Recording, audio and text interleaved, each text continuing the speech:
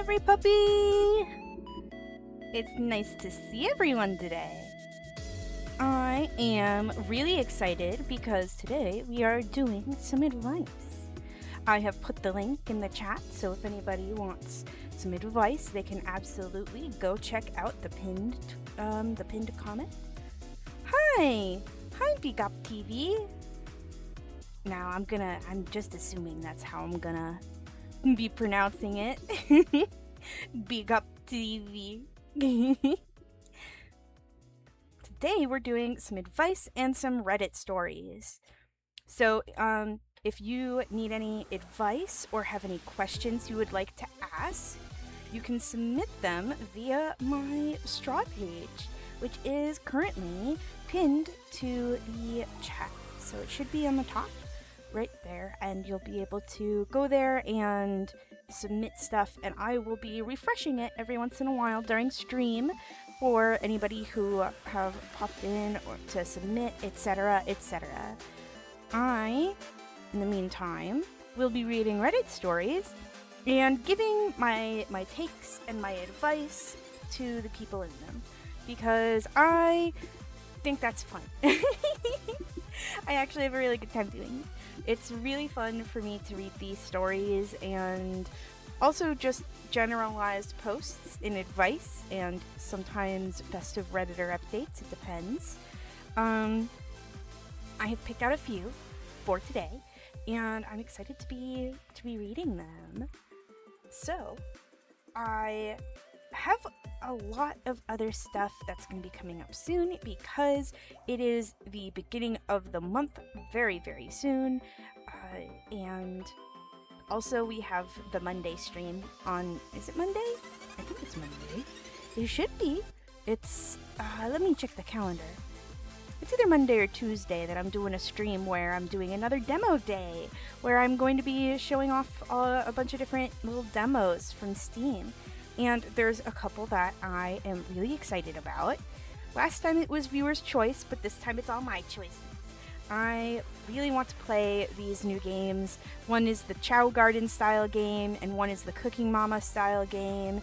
And they all seem really fun. I'm actually really looking forward to it. So that's at the end of the month, and then I'll be figuring out the schedule for April, and we'll be figuring out, all the stuff that we're gonna do then.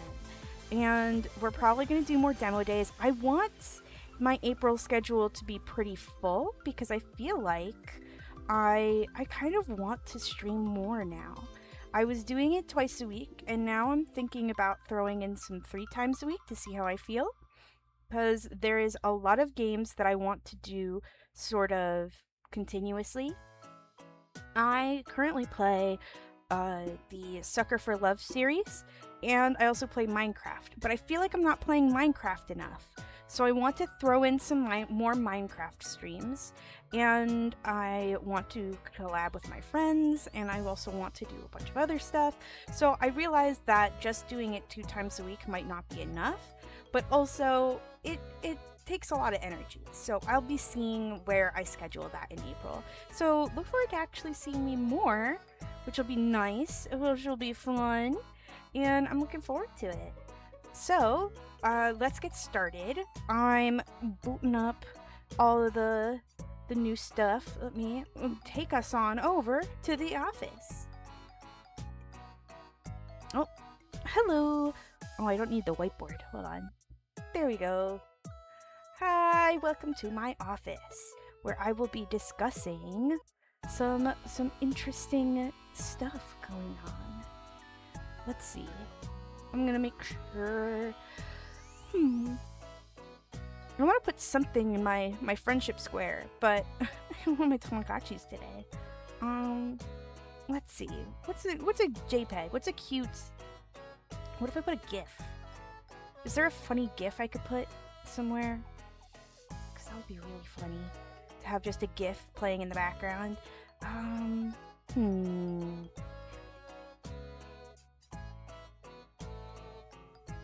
Let's see.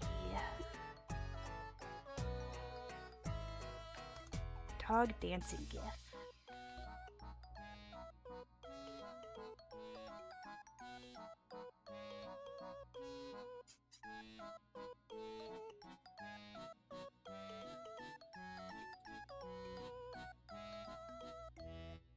Oh, I like this one.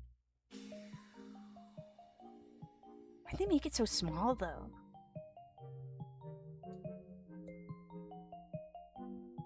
Okay, I'm gonna save it to my desktop. I'm gonna drag it in. I want a silly GIF in the background. Let's see.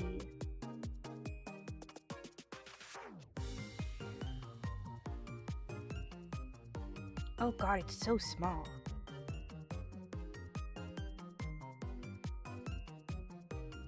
Hi, McHoney! We're doing some Reddit stories and advice today.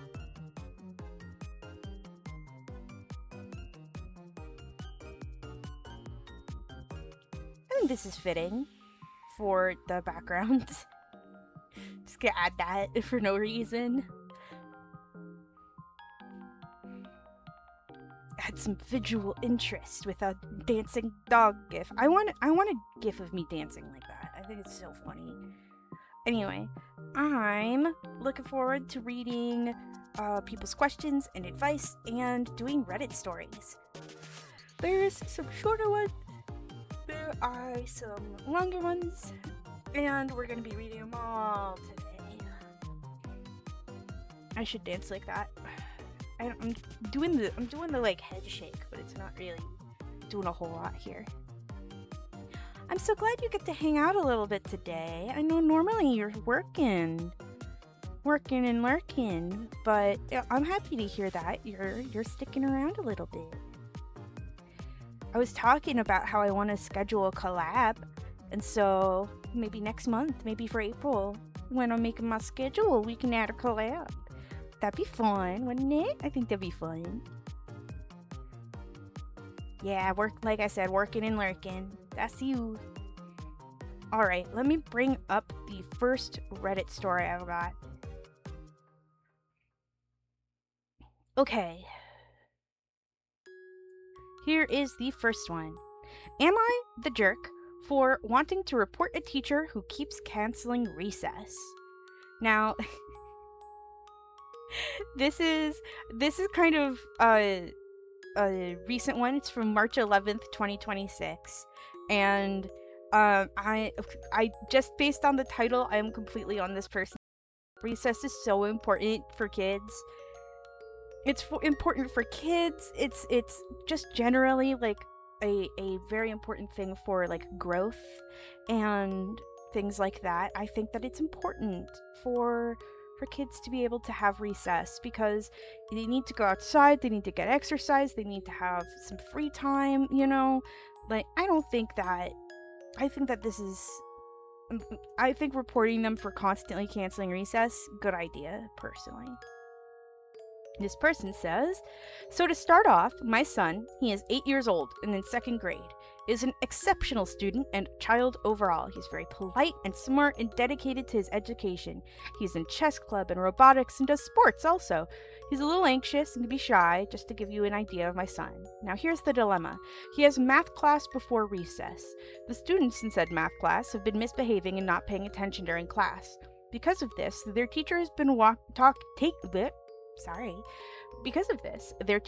taking away their recess as punishment. She doesn't single out the kids that are misbehaving, but instead punishes the whole class. He is still doing his work, keeping his head low, and has a 95 in that class. I messaged the teacher and asked her if there's anything my son can do to make sure he gets to still have recess, as this is a very important part of his day. She said no, if my lesson is being interrupted, recess will continue to be canceled until I can get through my lesson. I was at a loss because on one hand I totally understand where she's coming from, as I have gone on field trips with his class, and I could see what a handful of about 4 to 5 students in his class are. Now, on the other hand, my son needs his time to unwind to be able to focus on his other classes. It's gotten to the point where he's crying every day before school from anxiety about his recess being canceled, and every day for the past week it's been canceled. It's affecting our mornings a lot because my son's used to get right up to go to school and now he cries and drags his feet to leave. I don't know what to do. I want to escalate the situation, but my son's dad said I am over-exaggerating. Your son's dad? Not your husband? Okay. I'm not going to question their relationship in this. I looked up the laws about recess where we live in Texas, and it says schools 6th grade and under require recess time of at least 30 minutes per day, and it can't be taken away from them as punishment. Would it be bad to escalate this to the principal or the counselor of the school? I don't want the teacher to think I'm overstepping on her lesson. Should I maybe approach her again with a different, more assertive manner? I know teachers have a hard enough job and are underpaid, but I also know my son deserves to be heard. Am I the jerk for wanting to escalate the situation? I don't think so. Okay, my first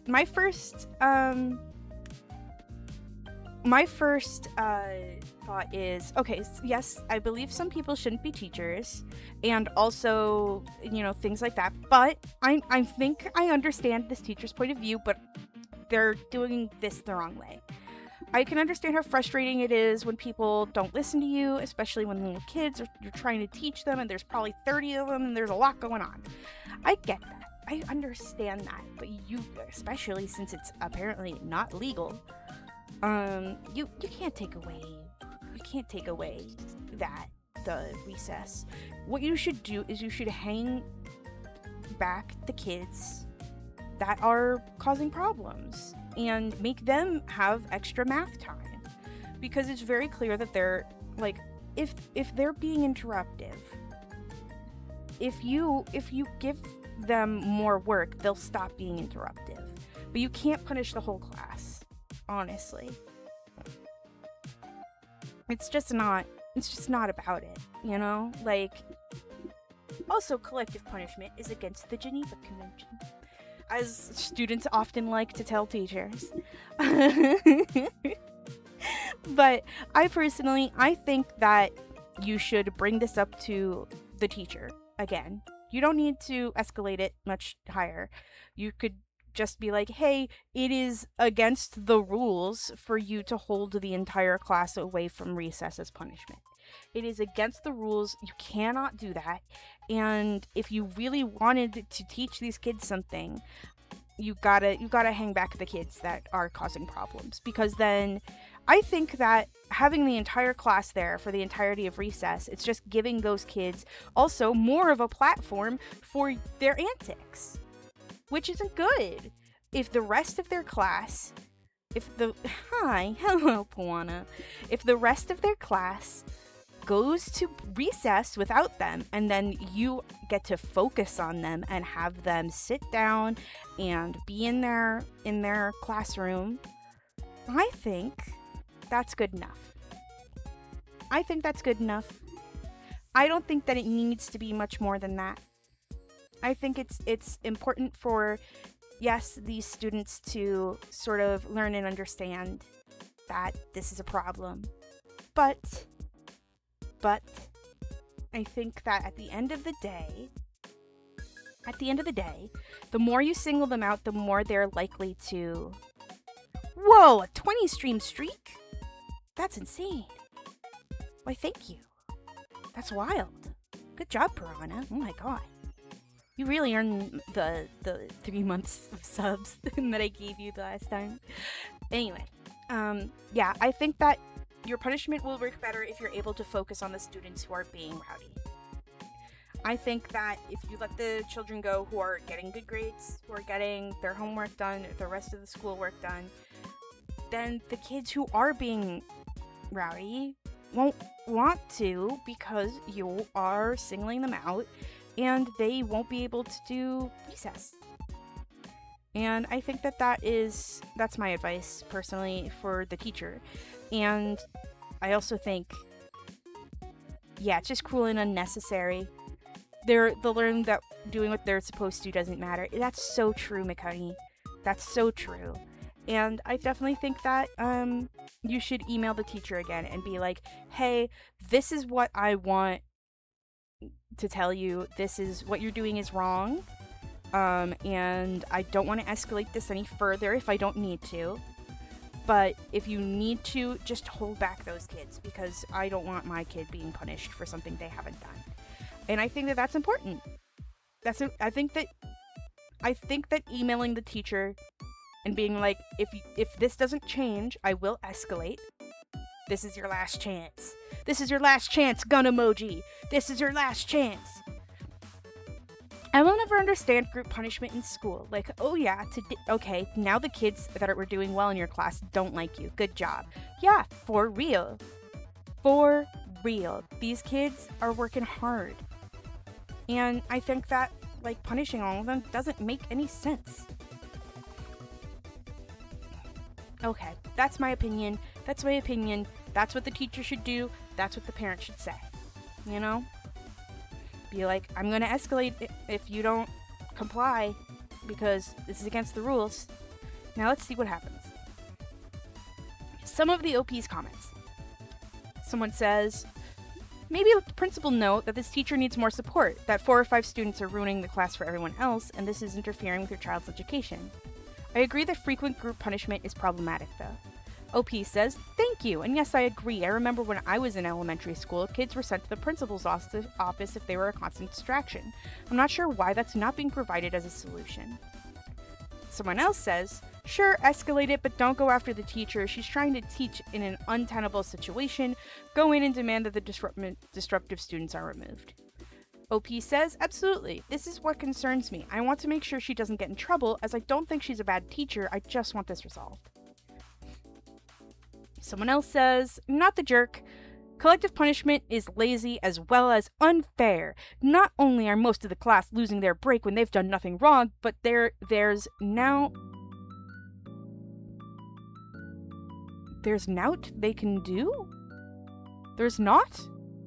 What is this person trying to say? It's spelled N-O-W-T. There's N-O-W-T they can do to stop it happening again. Not like... Okay, I've never seen that phrasing before. That's so strange. But I'm getting distracted. A lot of people who end up in charge of kids have a power complex about it. That's totally counterproductive. SMH. Yeah, I agree. Agreed. Nout. Yeah, N-O-W-T. Nout. There is nout they can do. I've never heard of that phrasing before. Hold on, I'm Googling this. I'm getting off on a tangent. Nout they can do.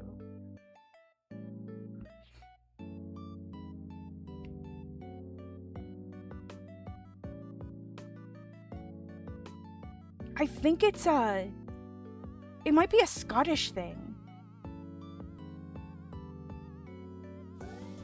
Oh, it's not, but spelled N-O-W-T. Northern English / British idiom. Meaning nothing they can do. Interesting. Okay, we've learned something today. But that's interesting. Interesting. Okay, yeah, like there's not they can do, but it's with a W. Huh, we've learned something. We've learned something. Anyway, so this person says, and there's not they can do to stop it happening again. I think the original idea behind teachers doing this is so that the other kids will be pissed off and exert peer pressure on the misbehaving ones to change. But that's not how it works in reality. They are so right. It is also stupid because it is not an incentive to do the right thing. Even the well-behaved kids will soon get fed up and decide that if they're going to be punished anyway, they might as well do something to earn the punishment. Teachers shouldn't be teachers if they don't have the guts to discipline individual wrongdoers.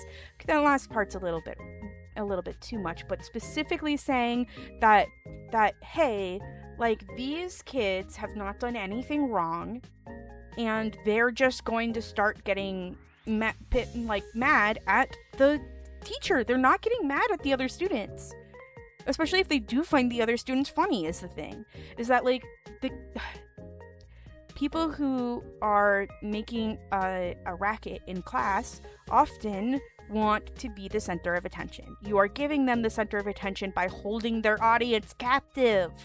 You're holding their audience captive. It's silly. I think that you should hold back only the students that are causing problems because they're obviously not learning.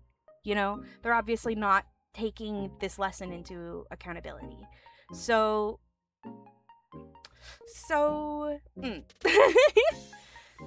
Plus, kids who act like that aren't going to listen to their peers even when their peers are mad at them. Yeah, for real. For real. That's it, isn't it? Like, they're not the thing is that they're not gonna listen to anybody unless you punish them individually. And I don't like punishment, but, like, there's rules, and unfortunately punishment comes with them. So that's, you know what, I'm gonna start adding the, let me see. Can I do browser capture? Or is it, would it just be game capture?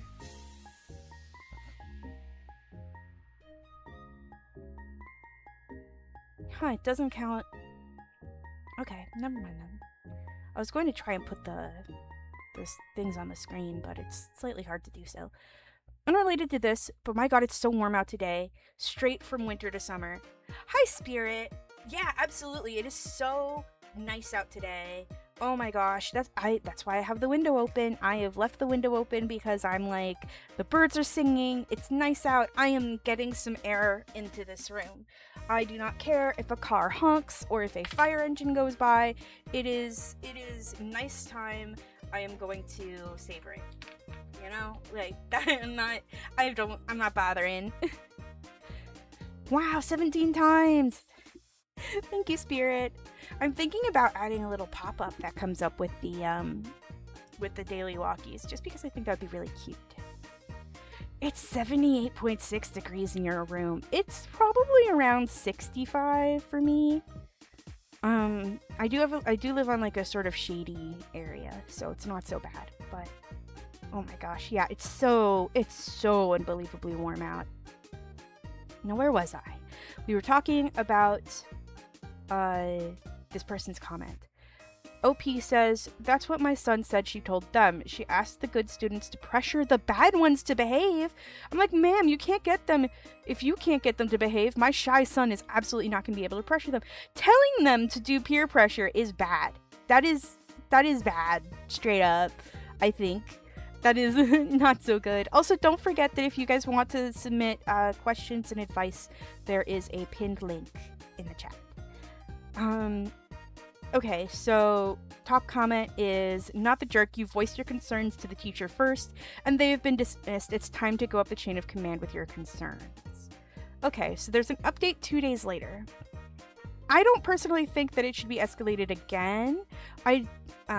Peer pressure is really bad. Yeah, I don't think that teaching them that peer pressure is a good idea. But also, I don't think that you have to escalate it again yet.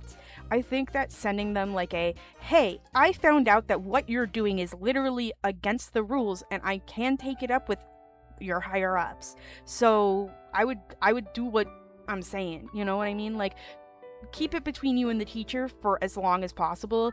And if they say, yeah, well, I'm the teacher and I do what I want, okay, now you go to higher ups. Now that's something that can be a little bit more negotiated. Peer pressure can be bad, but it's really case by case. Like, yeah, like, I understand that there's a certain level of, like, teaching people that what is socially acceptable, and doing so by learning from others is also important. However, it's not something that adults should be encouraging at all, because peer pressure can just lead to people making a lot more bad decisions in their life than it would be good decisions. Do you know what I mean?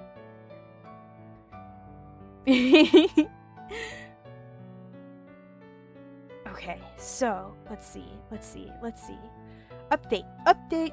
This is like 2 days later, after the original post.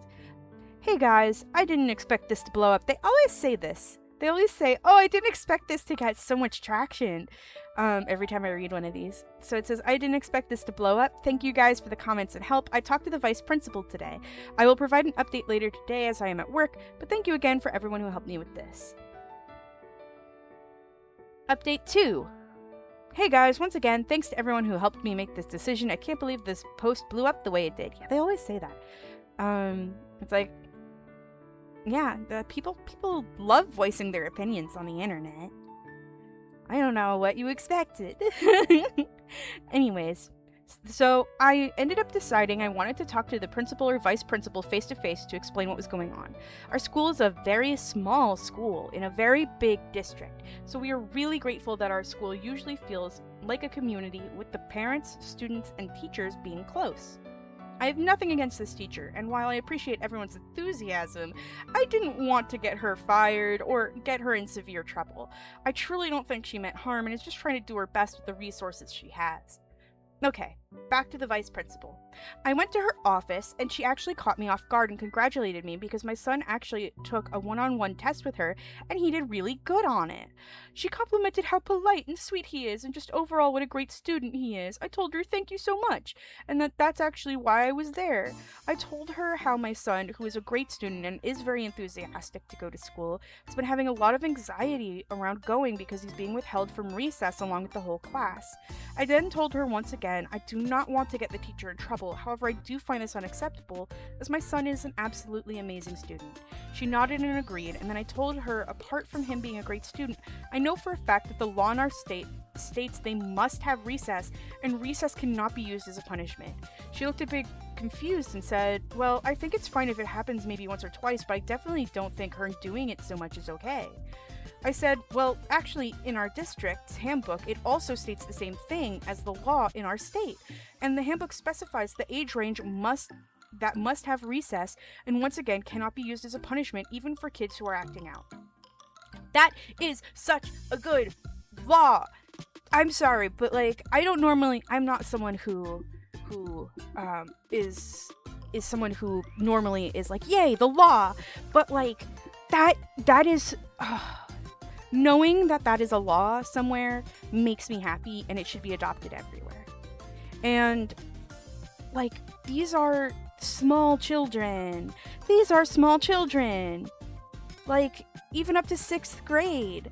Like, that is a fantastic law because it is so important recess to have for their development, because like it's not like work, you know? Like, this isn't it's essentially the reason why child labor is abolished, is that they need to have room to grow and have time off in between all of that work, and they need to be able to use their bodies and their minds in the way that they want to do as children. And I think it's so good that is a law that exists, that they have to and they cannot use it as punishment. I think that is incredibly smart.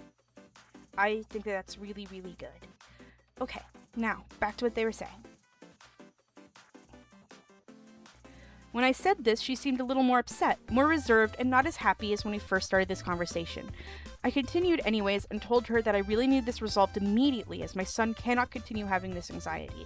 It is affecting his way of thinking about his education. She nodded and said she would be talking to this teacher, but that said teacher was out today. I just told her that I think it would probably be a good idea to go over the district's handbook with all the teachers and make sure no one else is doing this. I asked around with parents who had no idea this was happening, and one parent told me their kindergartner had been withheld from recess a couple times. This parent is also going to speak with the principal.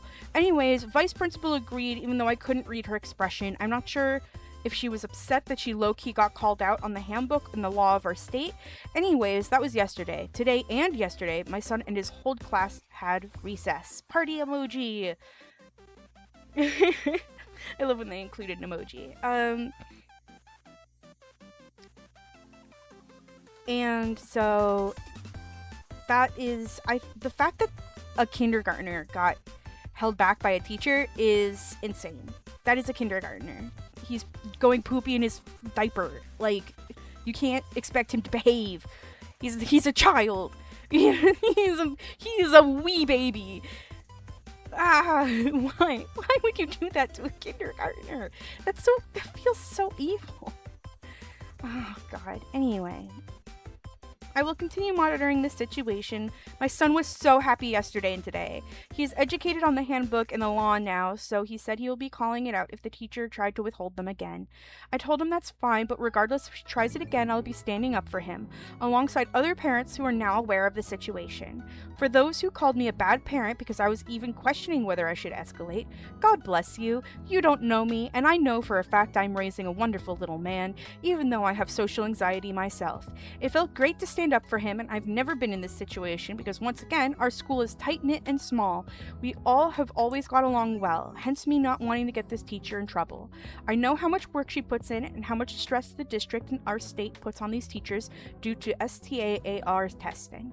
I like finding resolutions, I like giving people grace, and I will continue standing up for my son. If anything changes, I'll be back on here to update you guys. Anyways, happy spring.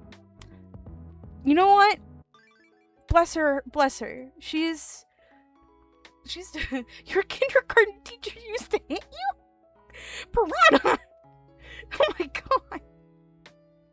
That is not how that should be. That is against the law. That is also against the law. Anyway, I think this oh, you watched other kids? Oh god. That lady was mean. She definitely got fired. Yeah, she deserved it. Oh my god. Vile. Anyway, I definitely think that this woman is a good parent. She's a good parent. She's a good person. Why don't I have my chair? Where's my chair? Hold on. I just realized that I don't have my chair. What the heck?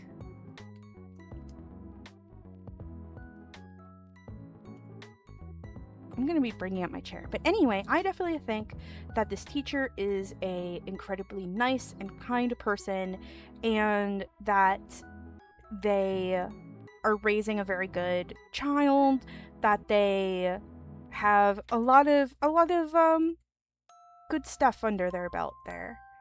You know, making sure that their kid is listened to, that their kid is loved, that he understands. Like, here's something that's really important. Making sure your kid understands that they have your back, that you have their back, and that you are willing to protect them is very important for growth. Oh my god, that's so important for growth. Because it's you need to be able to rely on the adults in your life in order to feel safe and secure, and to have, you know, a smart, you know, like being able to mature properly. Because kids don't need to be adults. They don't. That's the point of being a kid. And making sure that your kid knows that he is safe with you, and that you can stand up for him and he doesn't have to do it himself. That's really good. I think that person is a very good parent. And then on top of that, also teaching your child the law. Teaching your child the law and what they are allowed to call out and say, hey, that is not okay for you to do. Like, knowing this, making sure that he knows this, that he understands this, and that he is able to take care of things on his own as well if you are not around, very important.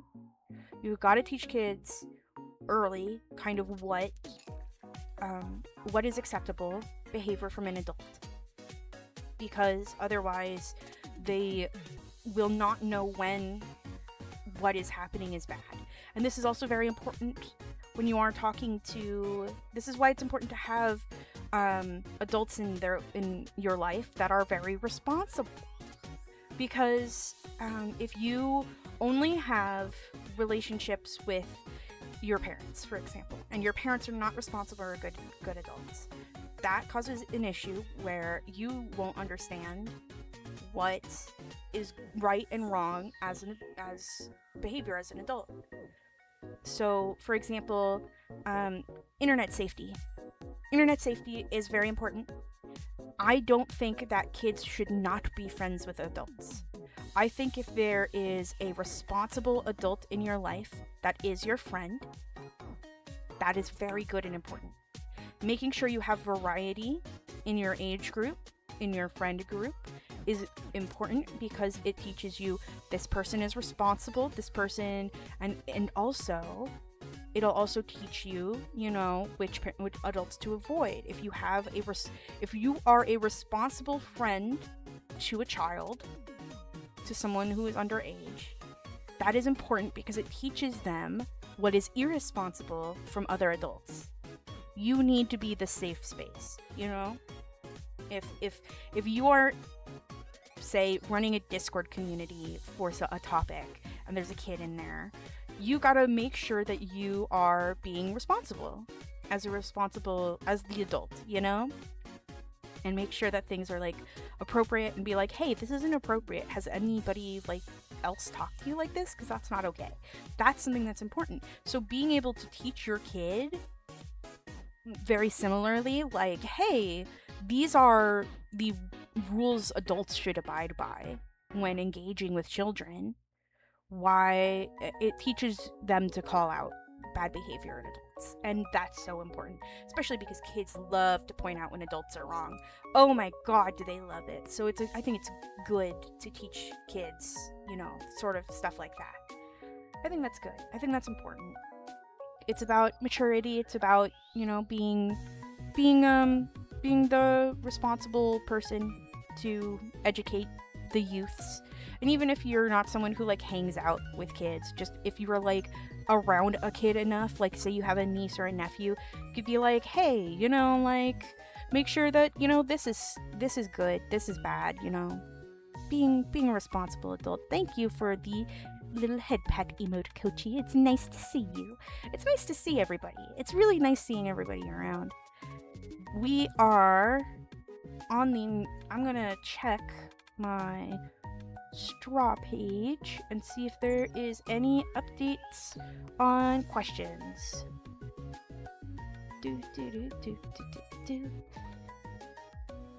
Let's see. Nope, no updates yet, but that's okay. We still have more Reddit stories.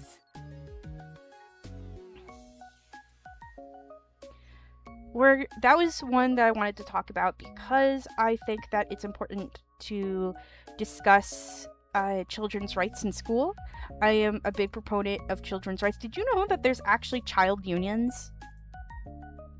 Oh, you play Mahjong? That's so fun. I love playing Mahjong. Oh, ad break is starting soon. But, yeah, did you know there's actually, like, student unions? And I think that more extremely young children, like, middle schoolers and oh, thank you for the Headpats. I think more middle schoolers and elementary schoolers should be allowed to have student unions where they can talk about the issues that they are experiencing in school. I think that it's very important, and then that they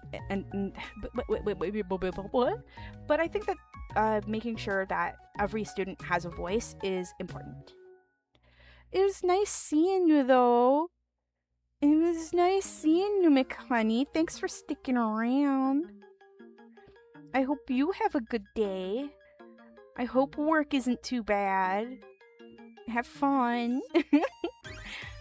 Okay, we're going on to the next one. Now this one is a more mature one. It's not just about recess. This one is, am I the jerk for taking away my dad's girlfriend's keys after she tried to send me to bed? This is really funny to me because this is really, really funny to me because I love the idea of, like, taking away an adult's keys and being like, nuh-uh, I'm an adult too. I'm gonna take your keys. No driving for you. No getting into my house for you. Excuse you. There's something, it feels like such a child's, like, like punishment, and having it seen on an adult is really funny. Very much so like I'm taking away your car keys until you're being responsible. You know, like it's kind of, it's giving that vibe, and I find it very funny. But that's just me. Okay. Oh, is...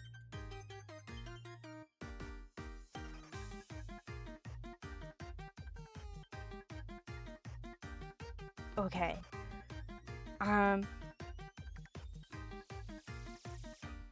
Let's see. So this is... Am I the jerk for taking away my dad's girlfriend's keys after she tried to send me to bed? Now this is from 2025. This is literally about half a year ago. Not half a year ago, like 3/4 of a year ago. So let's see what this I'm gonna wait till after the ads, but it's gonna be... I can't wait to read this one. This one seems so funny to me. It's just like... I love when adults get very simple punishments. Where it's just kind of like, nuh-uh. You can't behave that way, excuse me.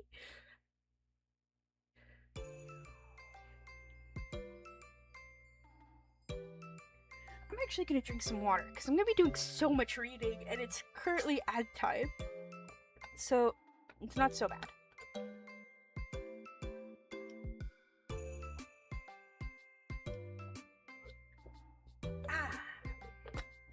Warble warble.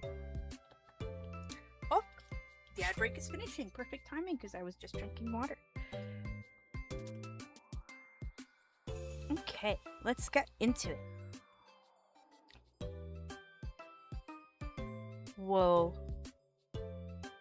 This one might be a little bit long, but that's okay. For context, I, 21 female, have 4 siblings. 26 male, 23 male, 12 female, and 10 male. Okay, so 2 are very underage, literally about half the age of all of the other ones. So that makes sense. Our uncle has been our legal guardian since our mom passed, and my dad has been out of our lives. Wow, okay, so dad just kind of abandoned them. My 23-year-old brother and I are home for the summer from college, and my oldest brother lives in the city. Since we've come home, my uncle's been away on a work trip, so it's just been me and my siblings around the house. Further context. My dad used to be a problem drinker and was basically estranged for half of my life, very limited contact. And growing up, it has always been my siblings and I taking care of each other. For the past year or so, my dad has been wanting to reconnect with us, mainly my younger siblings. He's been getting better with his habits. He was clean for 3 years and managed to keep his act together. Because of this, we've allowed a couple of visits from time to time. 4 months ago, he started seeing someone new, quite a bit younger than him, in her 30s. And she seems to have this strange obsession with playing mom. She visits way more frequently than he does, and seems to be under the impression that she's our new stepmom. I think it's kind of weird, but we just let her do her thing since she's not harming anyone. She does have this patronizing way of addressing us. It's better with my oldest brothers, but with me, it gets a little ridiculous sometimes. Again, I just kind of ignore it and go about my own business. A few weeks before my brother and I came home, she was helping my uncle pick up our younger siblings from school and driving them home. Because of that, she was given a key to the house since she's around all the time and just playing parent to my younger siblings. But not really doing anything much because my older brothers and I take care of the responsibilities. Okay, so already a little bit weird. Especially if she's trying to parent people who are only 10 years younger than her, or 5 years younger than her, or less. Okay, in short, the situation started when we had her and my dad cover for dinner.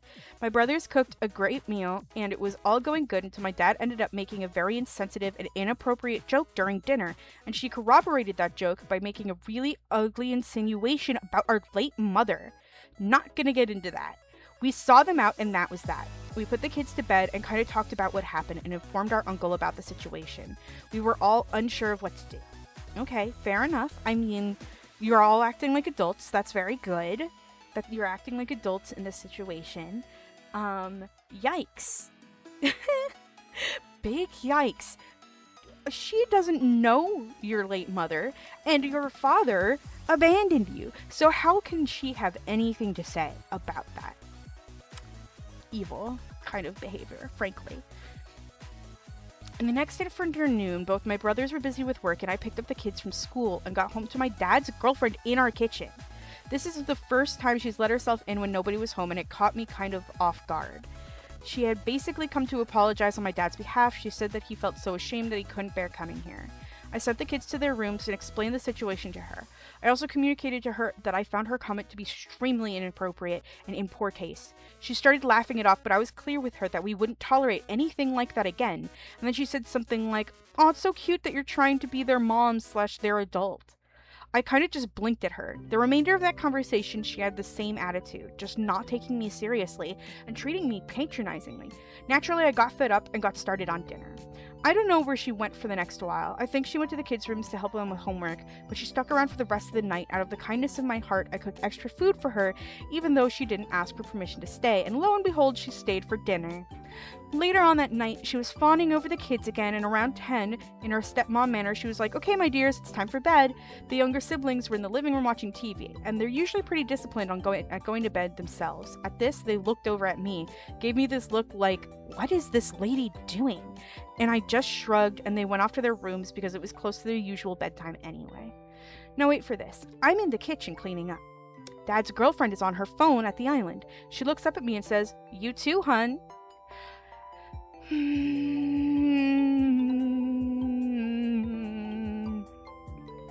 I would kill. I would rend flesh. Oh, making me angry. That's... I'm not... I'm not about that. I'm not about that. Oh my god. She's 21. She works a full-time job. She lives there and owns the apartment. Not you. This ain't your house, woman. And what are you gonna do? See yourself out? Stay over? Yeah, no. That's not it. That ain't it. And she's never gonna...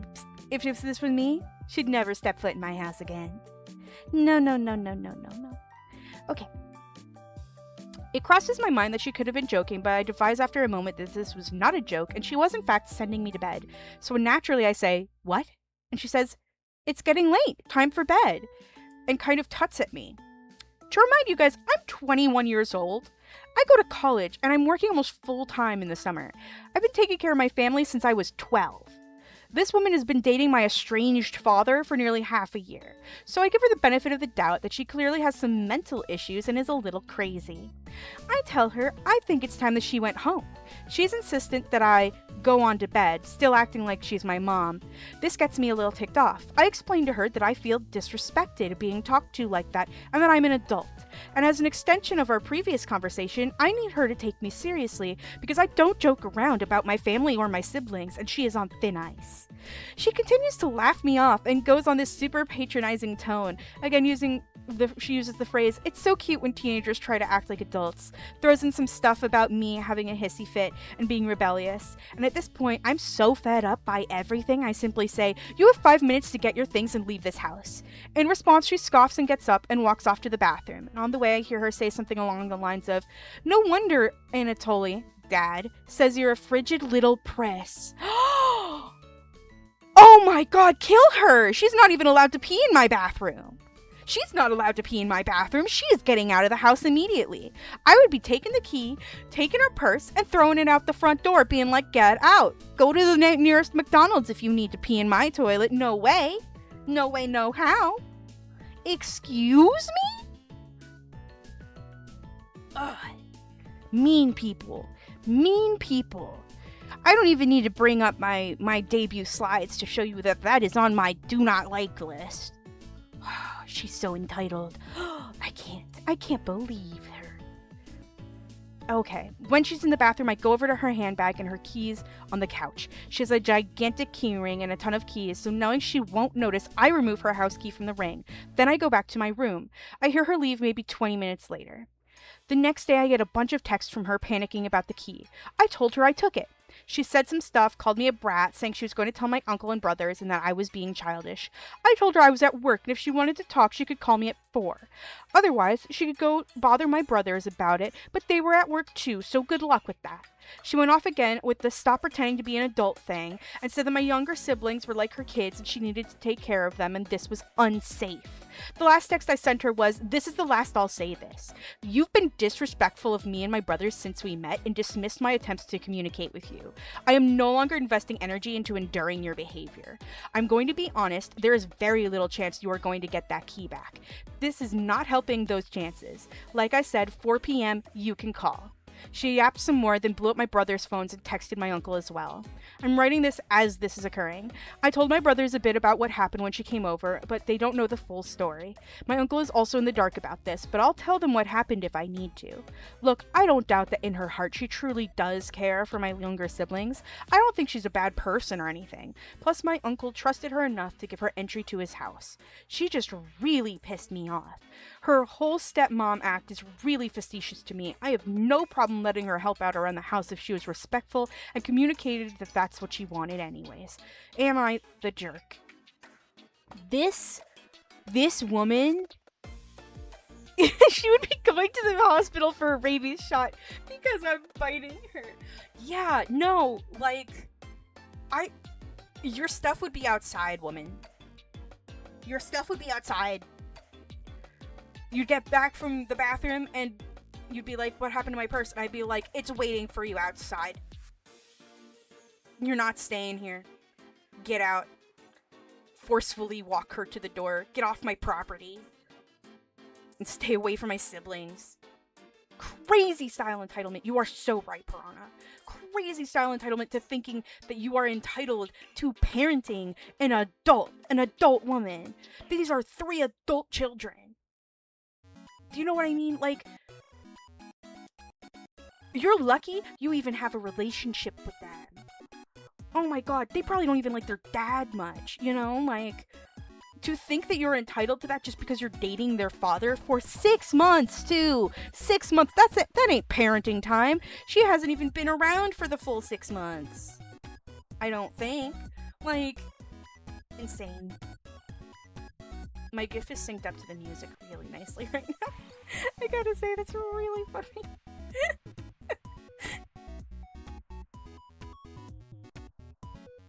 Dancing with the dancing dog GIF. But oh my god, this person is crazy. This person... So, I don't think this person is insane. I don't think this person's, like, actually, like, has a mental illness or anything. I think she's just entitled. And that's not a mental illness. I think she's entitled, and I think she has a lot of other issues with her relationships that aren't being addressed. And, she is immature. She's immature. Also, thinking that they're a teenager, she's 21. She can drink alcohol and drive. Are you kidding? She's past the benchmark of being an adult, you know? Like, and she's been raising these kids since she was 12. And I don't doubt, because she is the oldest girl, you know?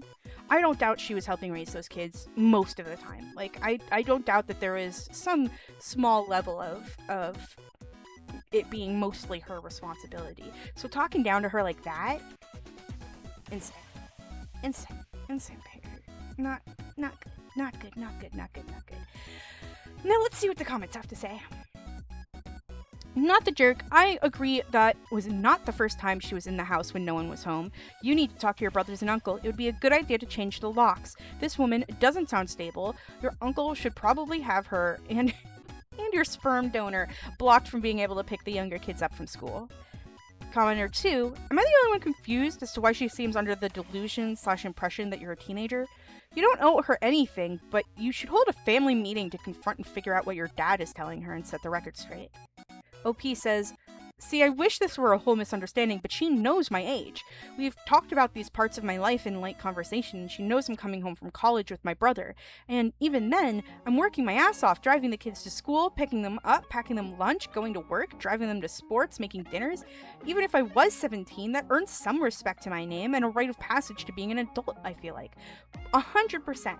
100%. And what did I say? This person is acting like a mother to them. You know, this person is the actual mother that they have in their life and not, like, nightmare behavior. Nightmare behavior! Okay, let's see.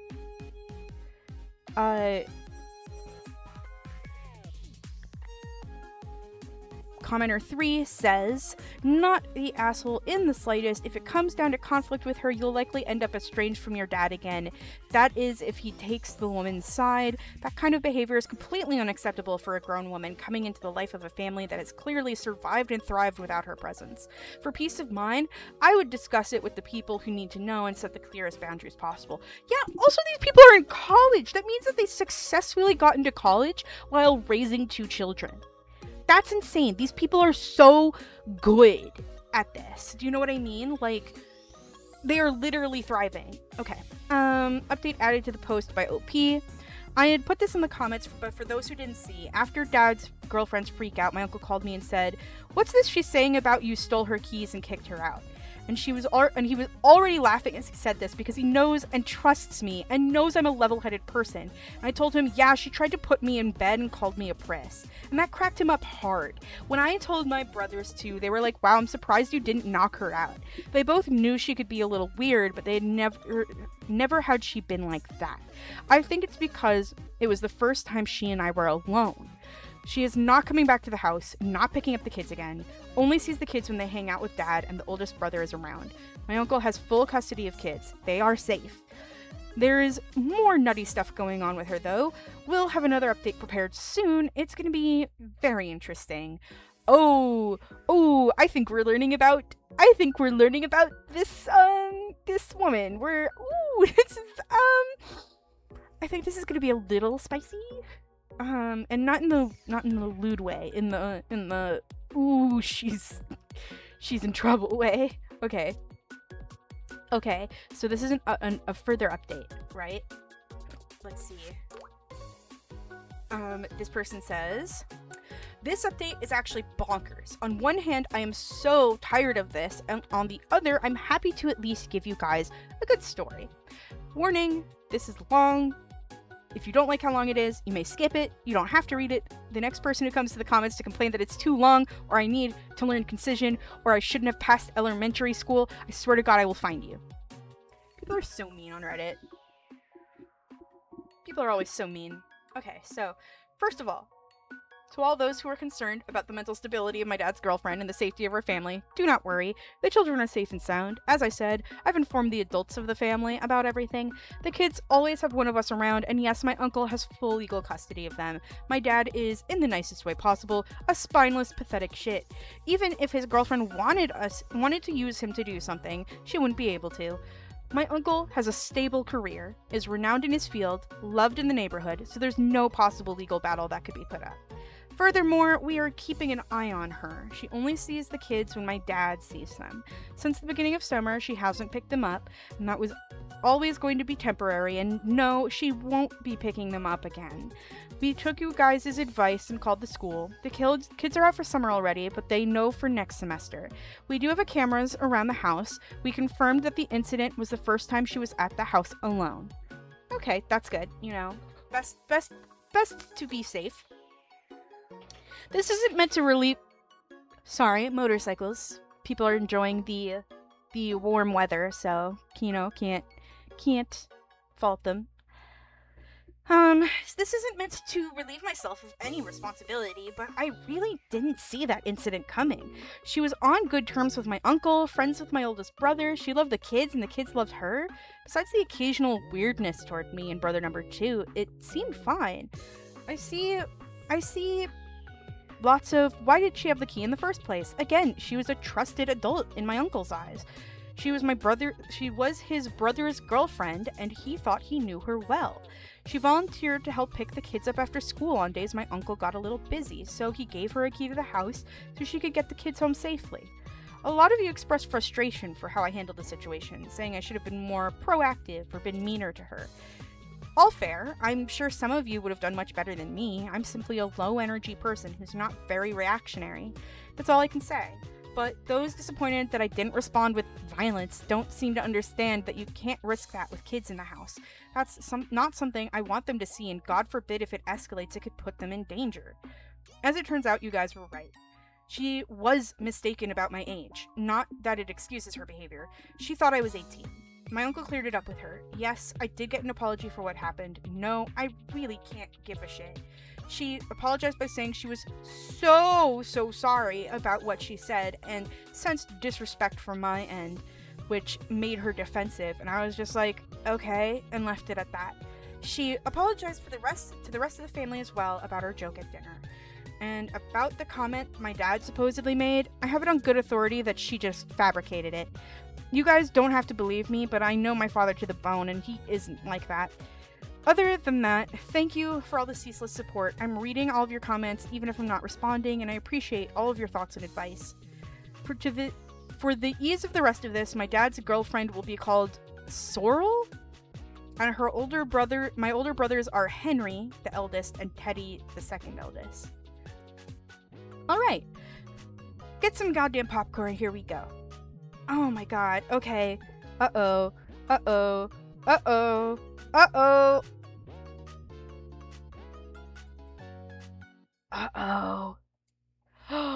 Uh-oh. Okay. I just wanted to see how long it is. This is a lot. Oh my god. Okay. Okay. Get excited. Alright.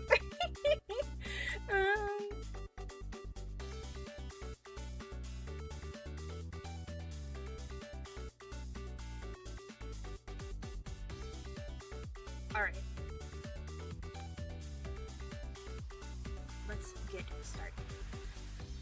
Alright, so they say, get some popcorn, here we go. It's my little brother's elementary school graduation, and the whole family's there, and my uncle, via FaceTime. Henry's girlfriend, who, after hearing this whole story, hates Sorrel, is there as well. Very happy occasion.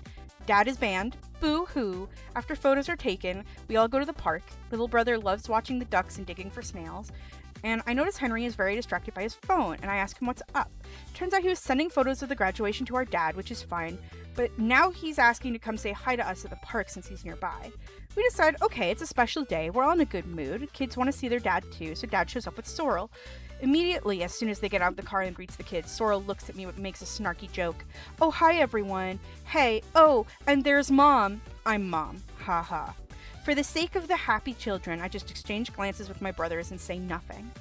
Throughout the park time, she mostly interacts with the kids and Henry. Teddy and Henry's girlfriend get us hot dogs. We move to the picnic bench to eat, and I'm hungry, so I wipe up 3 dogs in a matter of 5 seconds. Here, Sorrel says the second thing of the day to me. You're gonna have a lot of yakking to do after that. And she gestures to her mouth with her fingers. Context, I'm healthy and slim. I have a high metabolism, so naturally I eat a lot. I take this as her, as saying I have to pull trig. So I just say, I don't do that, and I keep eating. Fast forward, first of all, offensive, cruel. Fast forward, Henry and his girlfriend have gone to the bathroom, we're wrapping up. Sorrel turns to my dad and goes, babe, if you're tired, I can take the kids home. Teddy snorts into his water cup and says something like, lady, you're crazy. And I say, nah, we're good. And she says, are you sure? I don't mind driving. I tell her I drove. She says, you can drive? This makes my younger siblings look at each other and giggle. At this point, I'm just sitting back sipping on my soda, helping my little brother sort the rocks he collected like I don't care what comes out of this lady's mouth anymore. Dad steps in. Context here, I learned driving from my dad. He used to be a street racer. Insane kind of lore drop happening there. And he goes, yeah, she drives like a bat out of hell. My car is sitting down the street in view. He points to it and says, that's her ride. Nice, isn't it? I spent years working on it. Sorrel goes to my dad, so that's where all your money ends up. Dad says, oh no, her money. Sorrel starts asking me a bunch of questions about how much the car was, how much money I make, etc. It was really weird. Henry and his girlfriend return. More small talk happens. We get on the topic of Henry's work banquet. Context, it's a big gala event held at an opera house. There is an earlier mingle for my brother and a +1, and then the family comes for the banquet. My brother's girlfriend has to have knee surgery the day before, so I'm supposed to go as the +1. So he's talking about the whole event. My brother asks our dad and Sorrel if they would like to be there, but it's very late notice, so it's okay if they can't. They say of course they'll come. Henry's girlfriend says, so sad I won't be there. So Sorrel goes, who are you walking in with then? He says, I asked Charlie, me, by default, after we found out girlfriend couldn't be there. Sorrel's like, your sister? Isn't that kind of weird? And she does this face scrunch thing. Henry's GF wasn't putting up with it. She said, no, not weird at all. And then Sorrel says to Henry, all right, but we'll get some photos together, right? Before he can say anything, his GF goes, yeah, where's the family photo stuff?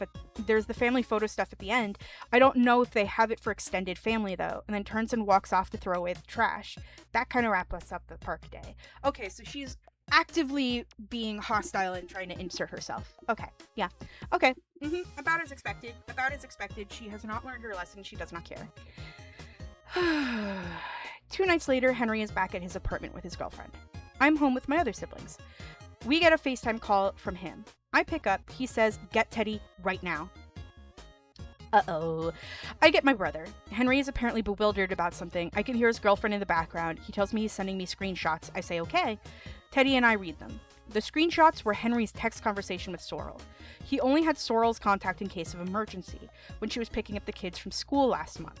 As we're reading them, Henry explains that she initiated a light text conversation after the incident with me, just asking about after our general well-being, making small talk, and he held her at arm's length, but to be nice, texted her back.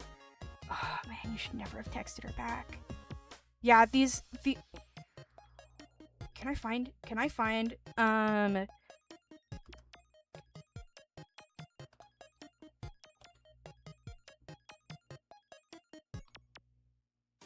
I need a popcorn bucket.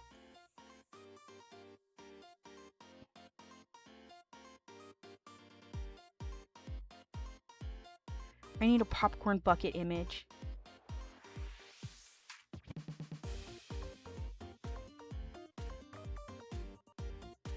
I'm getting a popcorn bucket right now. Aw man, that's a JPEG. That's a perfect popcorn bucket.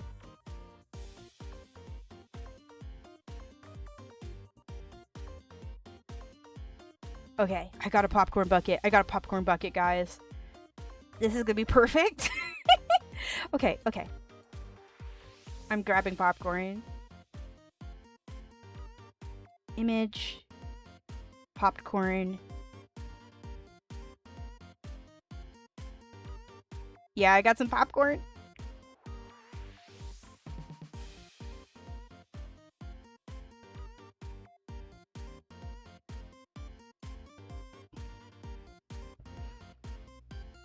Okay, so oh gosh, these Reddit stories are crazy. Okay, we're getting back into it. I've gotten my popcorn PNG.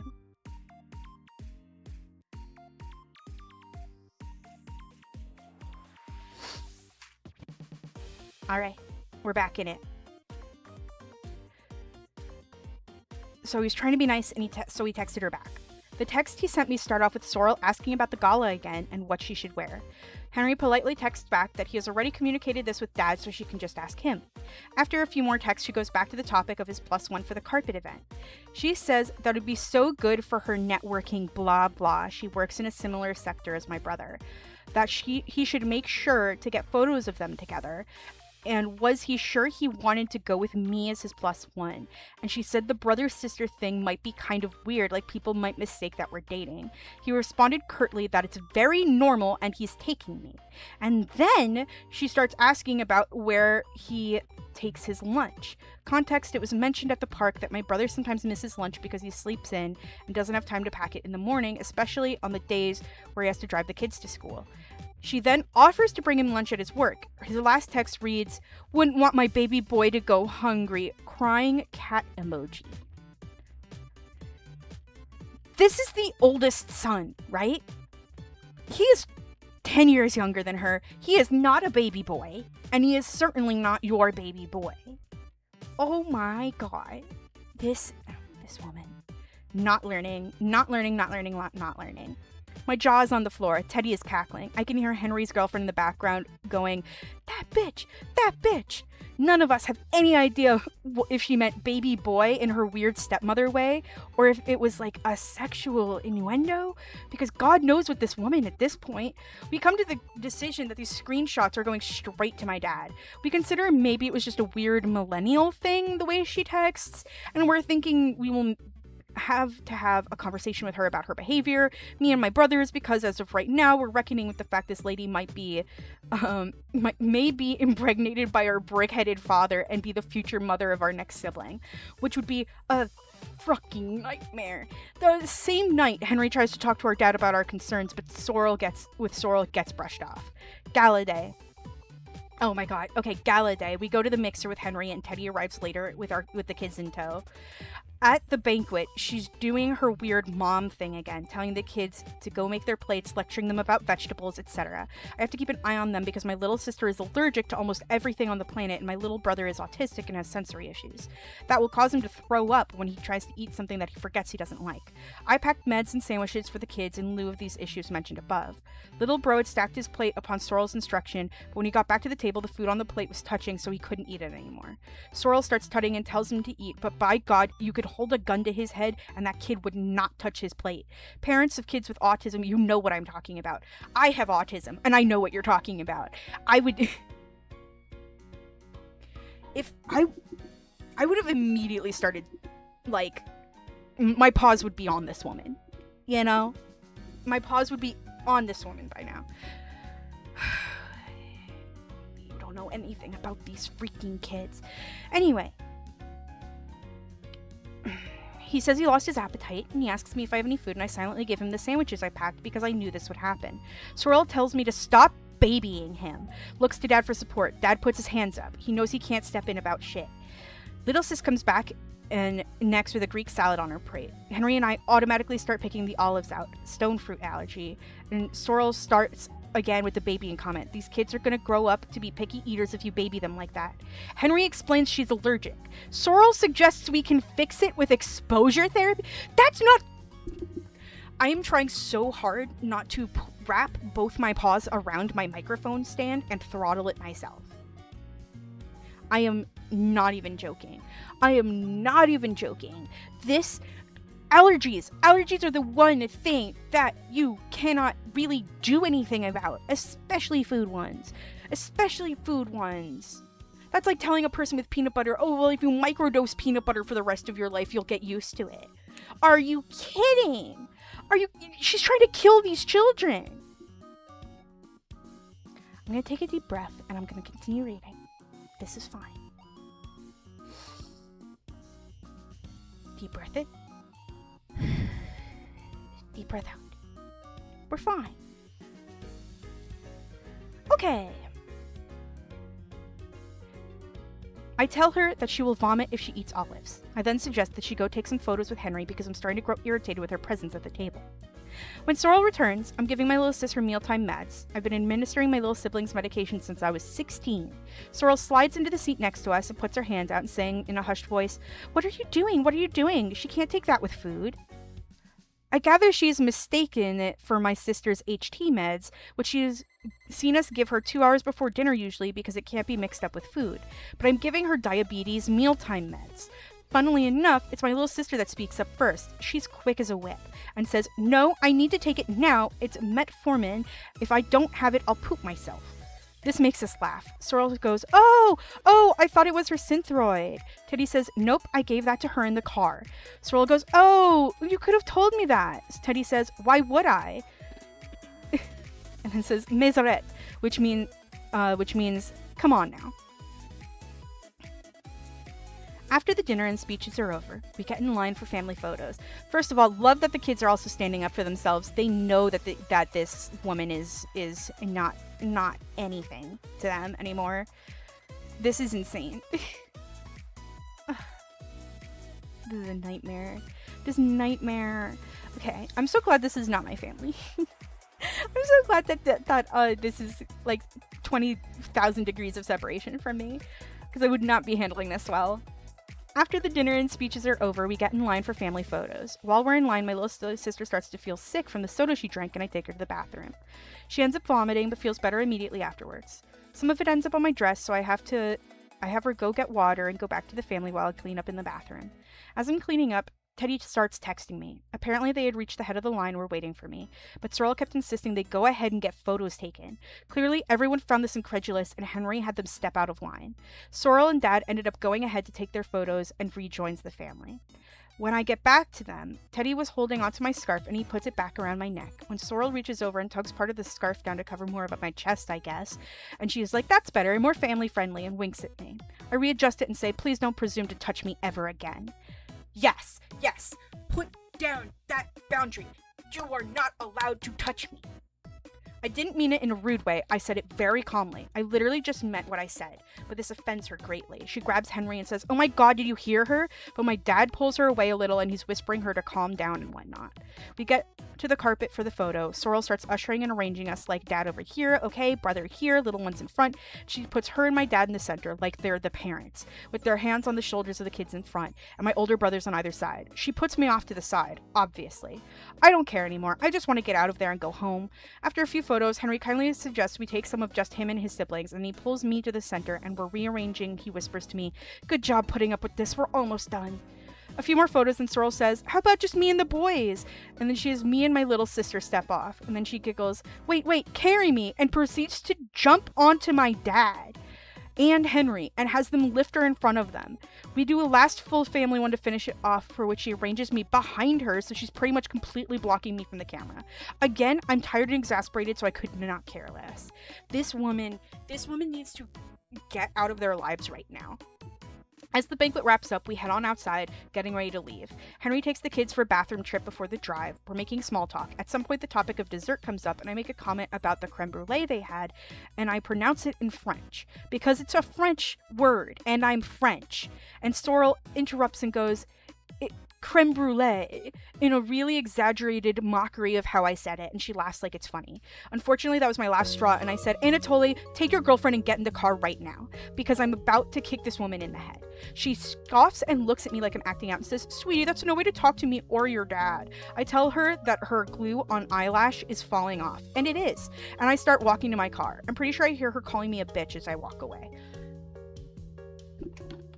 Ah! Sorry. I get in my car and I see and distantly hear her and my dad and Teddy arguing. Henry comes back out with the kids and Teddy takes them back to the other car while Henry says stays to hash it out. Sorrel is obviously having it out about me because I can see her angrily pointing at my car as she's talking to Henry. I change out of my heels in the car and Teddy texts that he's going to start driving home with the kids. He basically told Sorrel to go fuck herself and my dad to dump her. After a while, Henry comes back to the car and gets in looking very haggard. I asked him what happened. He just leans back and blows out air with a hand on his forehead and says, Elle pète un câble. Which, I'm pretty sure I said that right. I'm gonna look it up. Elle pète un câble. French to English.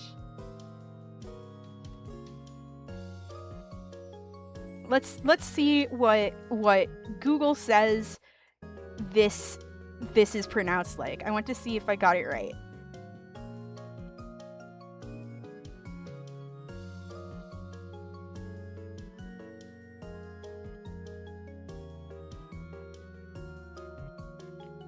Okay, I'm going to turn down the music because I want to have the Google hear it. This is what she says. Elle a pété un câble. Elle a pété un câble. All right. You know, elle a pété un câble, which basically means she went crazy. Now I'm going to bring back my music because I like my music. So I start the car, and we're about to get on our way when I hear a rap on my window. And Sorrel and my dad are standing there. So I open the car door. Sorrel is crying hysterically and blubbering something. Her makeup is running. My dad's supporting her by the elbows, and I immediately regret not just driving away, but now it's too late, and they're standing in the way of my door. I can barely understand what she's saying, but something along the lines of, I don't know what I did to deserve this treatment. I don't know what I did to you. You don't have to be so protective about everything. Whatever. So I tell her that I'm personally done with her, but out of respect for her relationship with my dad, she can have a conversation with Henry or my uncle tomorrow, but I think she should just go home for now. She stopped crying but she's still talking hysterically and goes, no, but like, what is your problem with me? Everything was fine until you came back. You're starting all of this for no reason. Like, you don't want the kids to have a mom. Like, I raised them too. And I said, yes, actually, I don't want the kids to have a mom like her, nor do they. And I reach to close the car door, but she steps in the way and keeps going, why are you so territorial? Not everything's a competition. I'm not here to steal your spot just because you think you should be the only woman around. Does that mean you should treat other women disrespectfully? At this point, I'm trying to budge her out of the way so I can close my door. My dad is in the background telling his girlfriend that they should go, and Henry is chiming in and saying, Dad, get her out of here. And she's struggling to stay in front of the door. So I go to the glove box and I grab this key to our old storage unit we don't use anymore. I yell at her to shut up, and this silences her momentarily. I hold up the key, looks close enough to our house key, and I tell her to fetch, and I toss it behind her. Oh my god, she does it. She goes to get the key. I had accidentally grabbed a $5 bill with it, so I closed the door and stuffed the $5 into my dad's dinner jacket.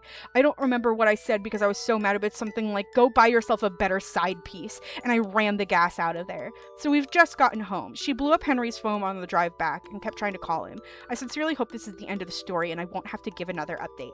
If I do, I'll answer questions in the comments. Thank you for bearing with the story. I hope I never have to hear or see this woman again, but I'm guessing that's not likely. No, there's another update. Ah! This is bad, guys. This is bad. Like, this woman is bad. This woman is bad. This woman is really bad. Oh no. Oh no. I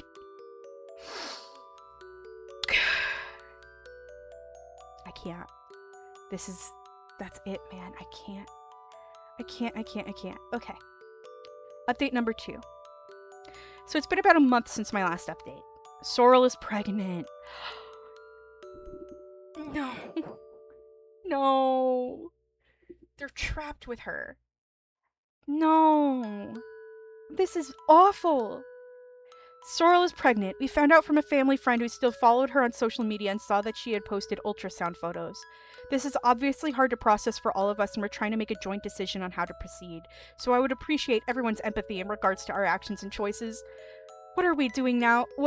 What we are doing now is basically collecting a paper trail on her, just as much documentation as we can get in the case that she somehow manipulates this pregnancy into a legal advantage, which is unlikely, but we're taking all the precautions. After we made this discovery, my uncle reached out to Anatoly, Dad, and he basically said that yes, they were expecting, but they didn't mean for us to find out like this, and we're working on a way to tell us personally. He said that he would respect whatever we decided on this matter, but vouched for his girlfriend and said that he had changed and wanted to be a better dad for his new kid. And obviously they were still hoping for the chance that they could be included in the family. Personally, I suspect Sorrel may have been texting through his phone, though my uncle didn't have any such suspicion, so IDK. My brothers and I also went through the rest of her Facebook and found some upsetting things. Prior to the ultrasound photos, she'd been posting photos of our family, mostly our younger siblings. One example is when our little brother got sick 2 months back. She had come over to take care of him and posted the photos of him in his pajamas, sitting in front of his lunch and smiling, with the caption was, "Sick day, but I get to spend time with my precious baby." And TBH, my gut reaction when I saw that photo was honestly like it made my gut turn. So my uncle saw these as well and basically sent her an email saying she had to take all the photos with my younger siblings down, never to put their faces online again, and if she didn't, he would write a cease and desist letter and pursue legal action. She sent back a very apologetic email, like apologized very profusely, and took down the photos. Some other stuff we found on her social media, which were not as concerning, was just captions of her talking about our family situation, not naming anyone or giving away too much, but victimizing herself. Given that we're still trying to make a decision about all of this, Henry opened a very cautious line of communication with her through text. She's been very apologetic and congenial in giving us information about the pregnancy. Henry said that after he asked, she had showed him more ultrasound photos, prenatal labs, appointments, basically confirming that she wasn't lying. The only off-putting thing she said in their text is he reminded her of the father she always wanted to her kids. What? To her brother? So she is, like, weirdly obsessed with the brother. This is so messed up. This woman is so messed up.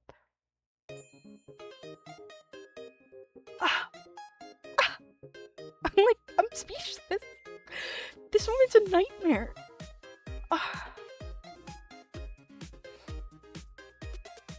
I'm gonna add some text to the screen. Hold on.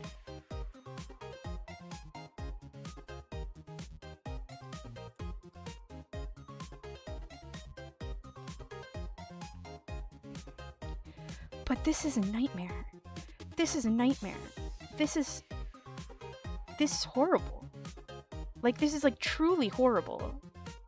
What in the world is even, like, I can't imagine. I can't imagine. Mm-mm. Mm-mm. Mm-mm.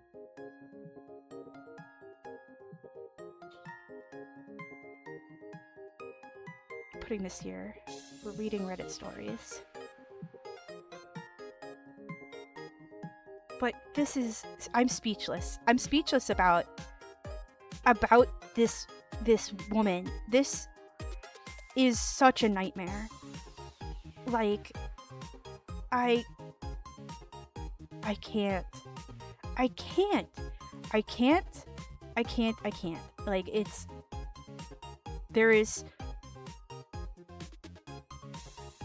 There's a lot.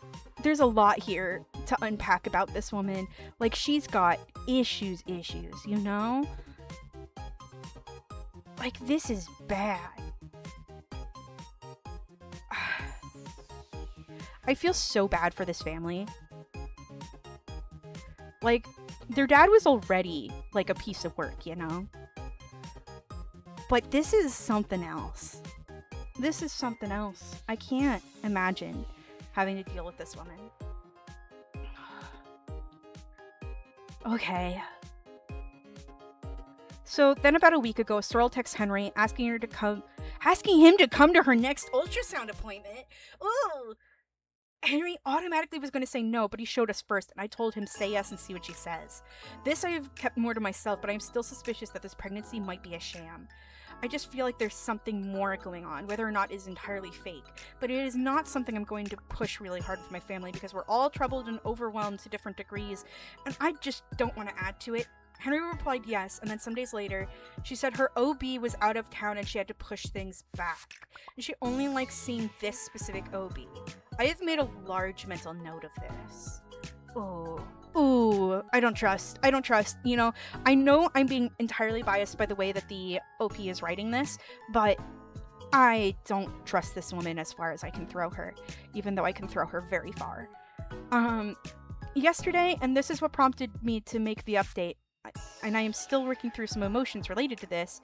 It was the day after my little sister's birthday. I was home alone with my younger siblings. Anatoly came to hang out with the kids, watched a few episodes of their favorite show with them, and brought presents for my little sister.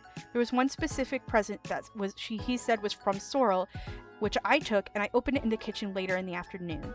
If this has been forgotten since my first post, this is understandable. I share a mother with my two older brothers who passed away when I was a kid. One of my very few memories of her is a tradition she liked to do every summer, making mazamorra morada, yam and corn pudding dessert from Peru, together, and we continued this tradition after she passed. And when I got older, I naturally took over, and I did it with my younger siblings. I know our mother isn't their mother, and I'm not their mother either, but it just keeps a part of her with us. I never got to learn Spanish from my mom like my brothers did, so for me, it's also a way to connect with my Peruvian heritage. French and Peruvian! I like... That's an interesting cultural mix going on here. I like it. So the present Sorrel has given us was 2 mason jars of mazamorra morada she had made, and a note to my sister, of saying, "Oh, I hope I made it as good as Charlie did." Honestly, I just felt so sad in that moment.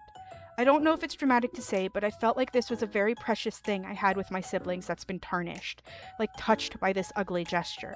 I knew in my gut when I opened it that it wasn't just some innocent, loving birthday present for my sister. And I don't have any way to prove it, but I know she did it as a dig at me. I think she found out from one of my younger siblings talking about it, and they know it's a tradition from my mom that I do with them, and I just know Sorrel understood that significance even if I can't prove it. And I know I'm just venting to strangers on the internet at this point, but the worst part is those jars are just sitting in our fridge right now, and my little sister and brother have no idea. Not that I would ever want them to, and this thing from my mom, I never imagined it was like in danger of a situation like this. Like, I literally feel violated. Not to be dramatic again, so after that happened, I was feeling very intensely. Like, je perdais la pédale? I don't know what that means. I talked to Anatoly out and told him I refused to see him or hear from him again until he left her. I know that's a very emotional thing to say, but I think I was trying to express how much I wanted Sorrel away from us in terms that Anatoly would recognize. I haven't talked about this to my family yet, but I'll probably tell my brothers and uncle today. I just did not feel like I had the words for it yesterday, nor was I in the right state. I want to say again that we're in the middle of going through this stuff, and we haven't decided what to do yet concerning our relationship with Anatoly and Sorrel and our next sibling. Personally, I don't think the risk of having those two people in our lives is worth the connection with their child. As I unceremoniously expressed to my father yesterday, I'm at a loss. If you've read this far, thank you, and I really appreciate all words of advice. Ugh.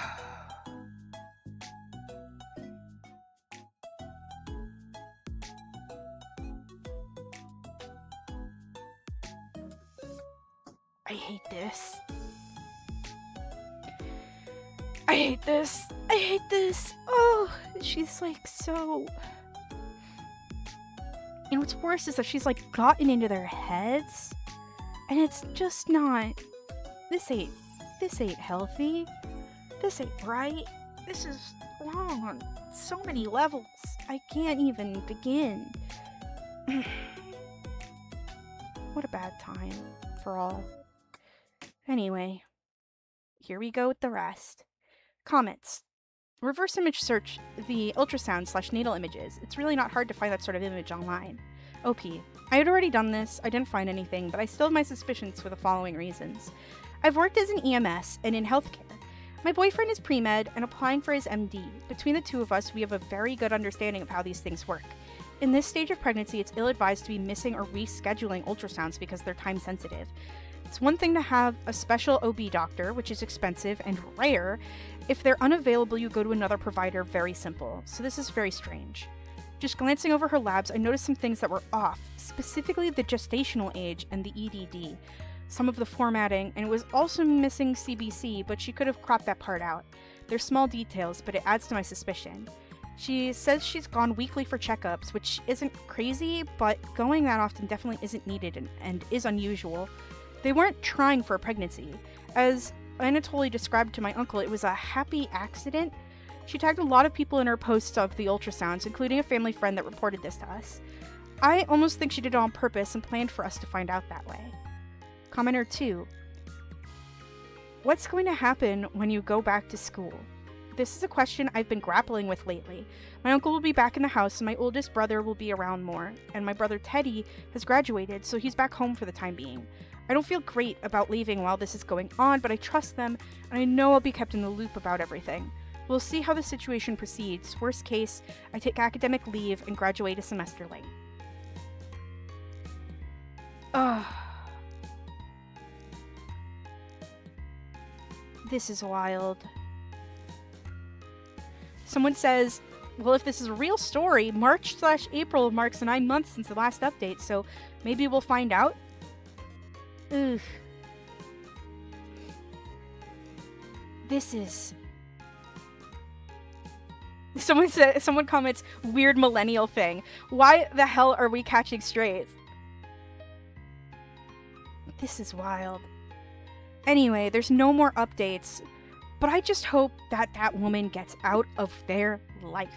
There is no reason for you to be so invasive.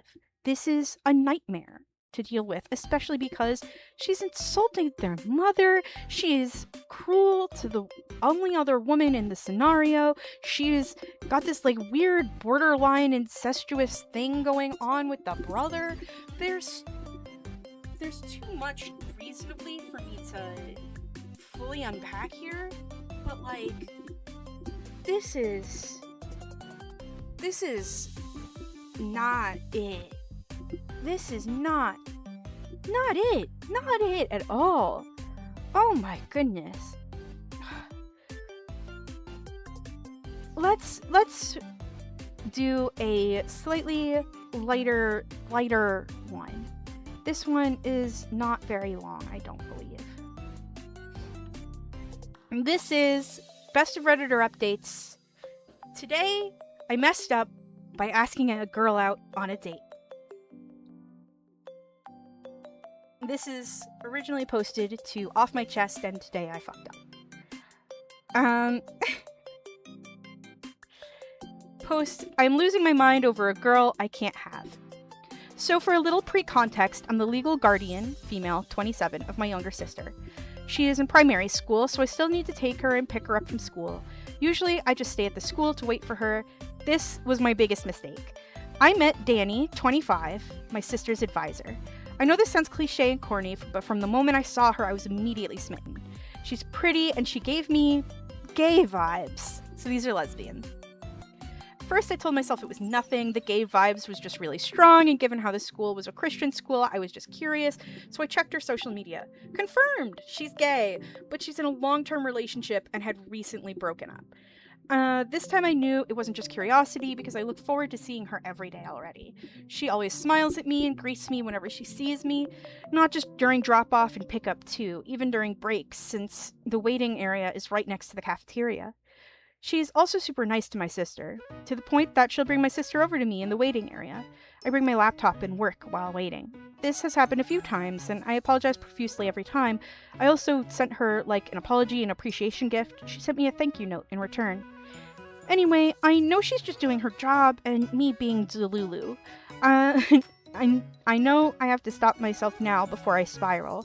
I decided to block her on social media since I keep checking for updates. I've also stopped waiting for my sister at her school. Every morning I'll just drop her off and pick her up quickly after for lesser interactions. I also do it when she is the busiest so she doesn't greet me anymore. I was doing better doing all these. She'd stopped living rent-free in my head. However, recently my sister had separation issues, so I had to stay at her school again to wait for her. Our paths started crossing again, which was normal since we were literally inside the same school grounds. But it feels like it's more now than ever. She seems to be everywhere I look. She also tries to initiate small talk now when there's a chance. I know I'm a grown-ass woman and I can handle this, but at times it's so hard to pretend everything's fine when my insides are rumbling whenever I see her. Cute. That is from February 2026. This is from March 6th, 2026, so we're getting more updates. And it's definitely, this is so much better than the last one. This one's at least, very cute and kind of sweet. Now let's see. I'm female 27. I have a crush on this girl, Danny, female 25, for some time now. However, I didn't want to make a move because she's my little sister's teacher. I just felt it was inappropriate. I've confirmed through her social media that she's gay and that she's single. I tried to resolve my feelings and get over her, and I even went through to lengths of avoiding her. I always encounter her at school because my little sister had a phase when she didn't want to be left at school. Since I work remotely anyway, I bring my laptop and I wait for my sister, but Danny would always greet me and even brings my sister to me at the end of the day. So anyway, I couldn't get over her, so I thought, fuck it, I'll give it a shot. Luck must have been on my side because I ran into her while I was out one evening, so I took my shot and I asked her. She looked surprised because her eyes widened and she didn't respond right away. She just stared at me. I was so embarrassed, I quickly apologized and ran. Literally. I felt so immature for running, especially since she called after me, but I poured all my confidence in this and I got so embarrassed. Now I don't know how to face her afterwards. TLDR, I shoot my shot and ask the girl I like out. She seemed to not like me at all. Relevant comments. This person says, how did you know if you didn't even let her respond? OP says, I know, I just assumed. Thinking about it now, I should have waited for an answer. It's just that I was already having second thoughts about asking her out, so I panicked when she wouldn't answer right away, and which was only fair since I surprised her. This person says, now I'm curious what her answer is. It's still not a no. She was just in shock because she didn't expect this. OP says, I'm curious too, but I'm way too embarrassed to find out now. Someone says, you miss 100% of the shots you don't take. Abraham Lincoln. Always wait for an answer. Thomas Jefferson. Someone else says, is it possible she didn't know you were gay and was caught off guard? Then you just run away? Maybe give her a chance to talk to you?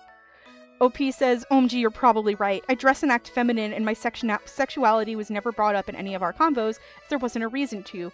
I should have made it clear first. I acted so stupid and just got so panicked and embarrassed. Someone says, girl, stop saying you're embarrassed and text her or something. You're a grown woman. I'm also a woman-loving woman, so I understand the anxiety, but literally just talk to her instead of complaining about what you should have done. Don't self-sabotage, she might like you back. New update, March 17th, almost 10 days ago, 9 days ago. Hey, so it's me again.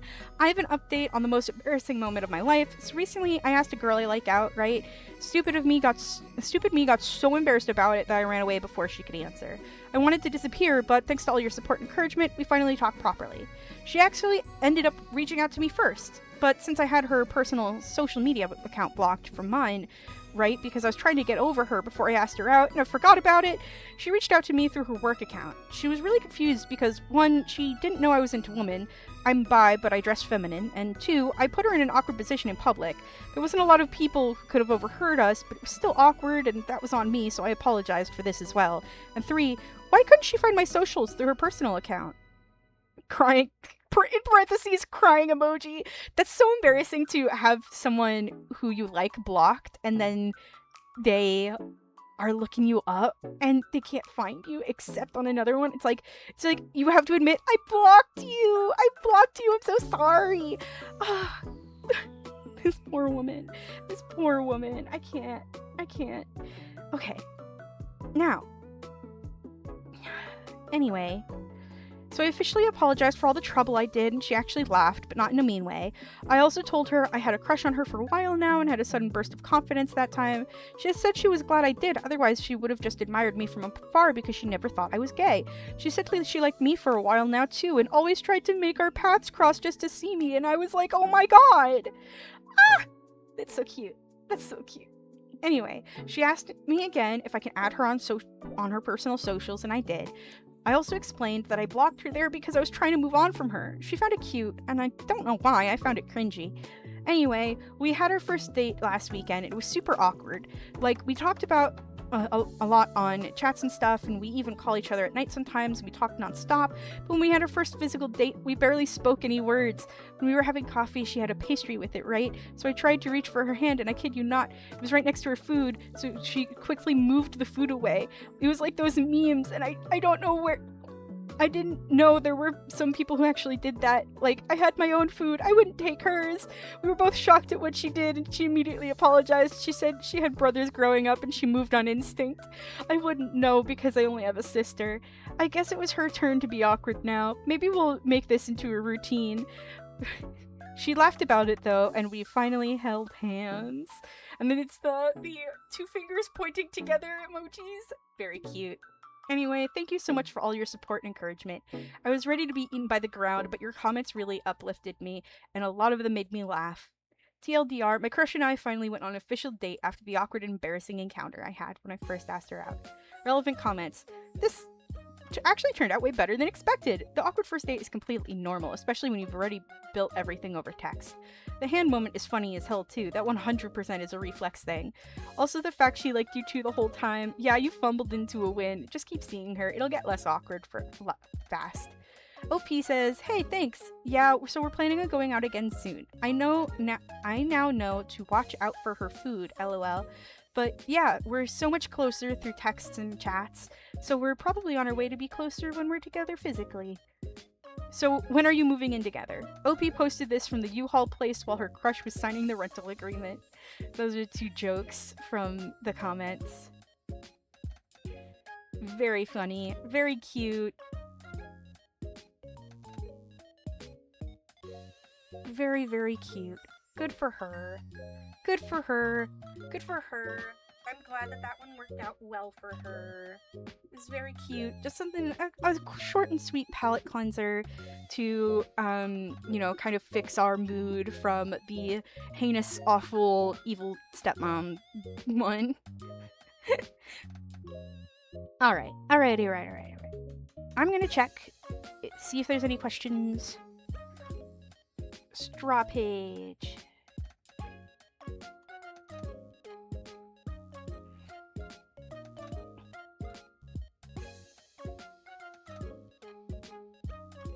Nope. No updates yet. But that's okay. Here's a really short one. This is an r/advice. And this touches upon something that is actually kind of a personal anxiety of mine.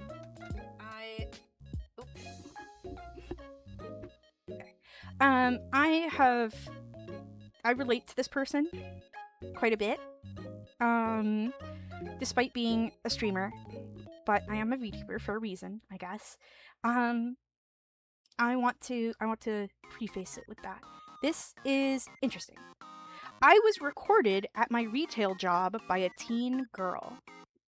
I was being recorded by a random teen girl at my workplace. I'm 17, and I work a part-time job after school like most kids at my school do.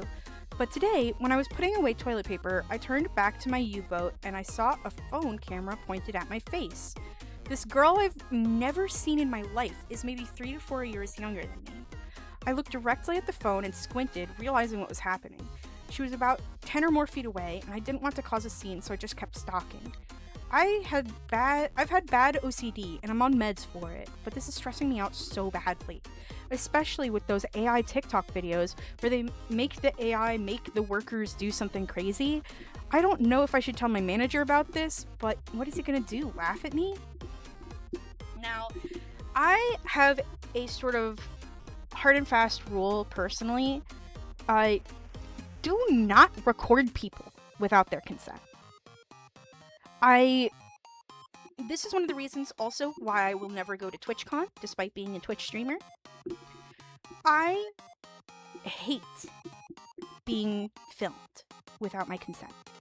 It is a personal grief of mine.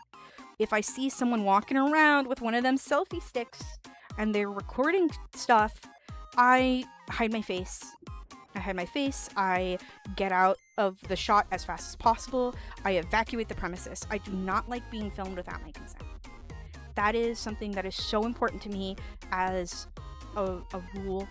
And it's not even like VTuber doesn't want their face leaked on camera. Oh. No, in general, I hate it. I hate it so much. And one of the reasons why is TikTok, obviously. But in general, yeah, I've become so paranoid about getting filmed in public.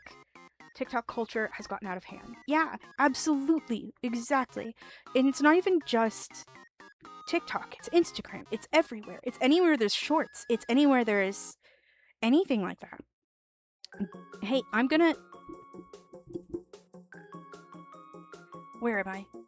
Where is me? Hold on. I'm doing something.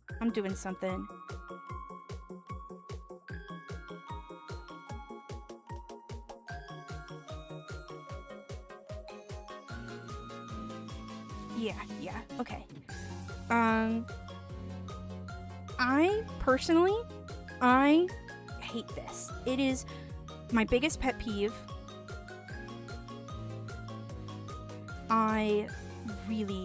I cannot stand if someone is going to film in public. You need to get consent. I don't like being in the background of photos. I am so tired of hiding, you know? Anyway, this is my personal thought.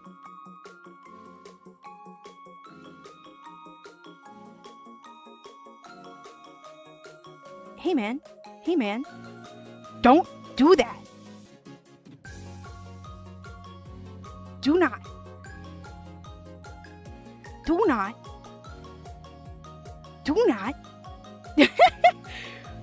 I'm gonna get up real close into your ear now.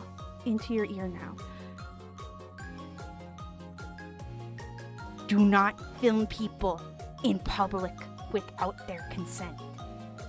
I will never go to TwitchCon. I don't want to be filmed. I don't want to be caught in the background. I don't want to be in your selfie. I don't want you to film me. You shouldn't film workers. You shouldn't film employees. You shouldn't film public service people. You should film cops. But you shouldn't film people without their consent. You should not do that. Do not. If there's one thing you take away from this stream, you do not film people without their consent. Got it? No running their face through AI. No making people do stupid stuff without their consent.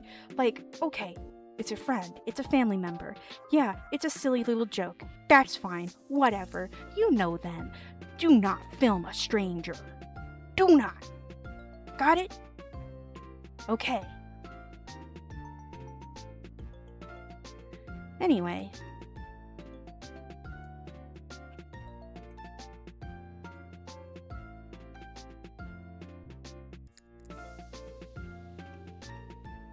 Better. Now that I've said my piece,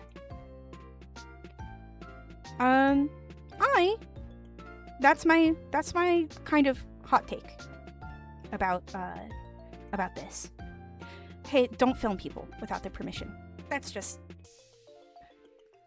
I remember finding myself in a video from SPWF, and I could hear my voice in it, and I was legit so triggered and upset. Yeah, it's... Hearing your own voice can be bothering to some people. Seeing yourself can be bothering to some people. If you do not know someone and you don't have their consent, you do not film them. I did not know there was a camera on me and I made them take it down. The fact that they took it down is very good. I think anybody who is ever filmed should be allowed to send a cease and desist to someone to take down an image of them. That is not fair, not cool, and running people through AI without their permission, also kind of, it's cringe and vile. You are a rude and vile person, and that is extremely cringe. Like, what is wrong with some people? Anyway, my personal advice, yeah, go to your manager. Go to your manager. Otherwise, I would have stopped her at the jump, you know? I would have gone over there and grabbed that phone and been like, I do not consent to being filmed. I would have grabbed that phone and forced them to delete it. Because that's illegal, first of all. That is illegal. And I would have gotten them kicked out of the store. Personally. I'm very strict about, you know, this personal boundary. And the fact this person completely violated it, and then they did nothing about it. They did nothing about it is wild. You should go to your manager. I'm speaking directly into your ear now, OP.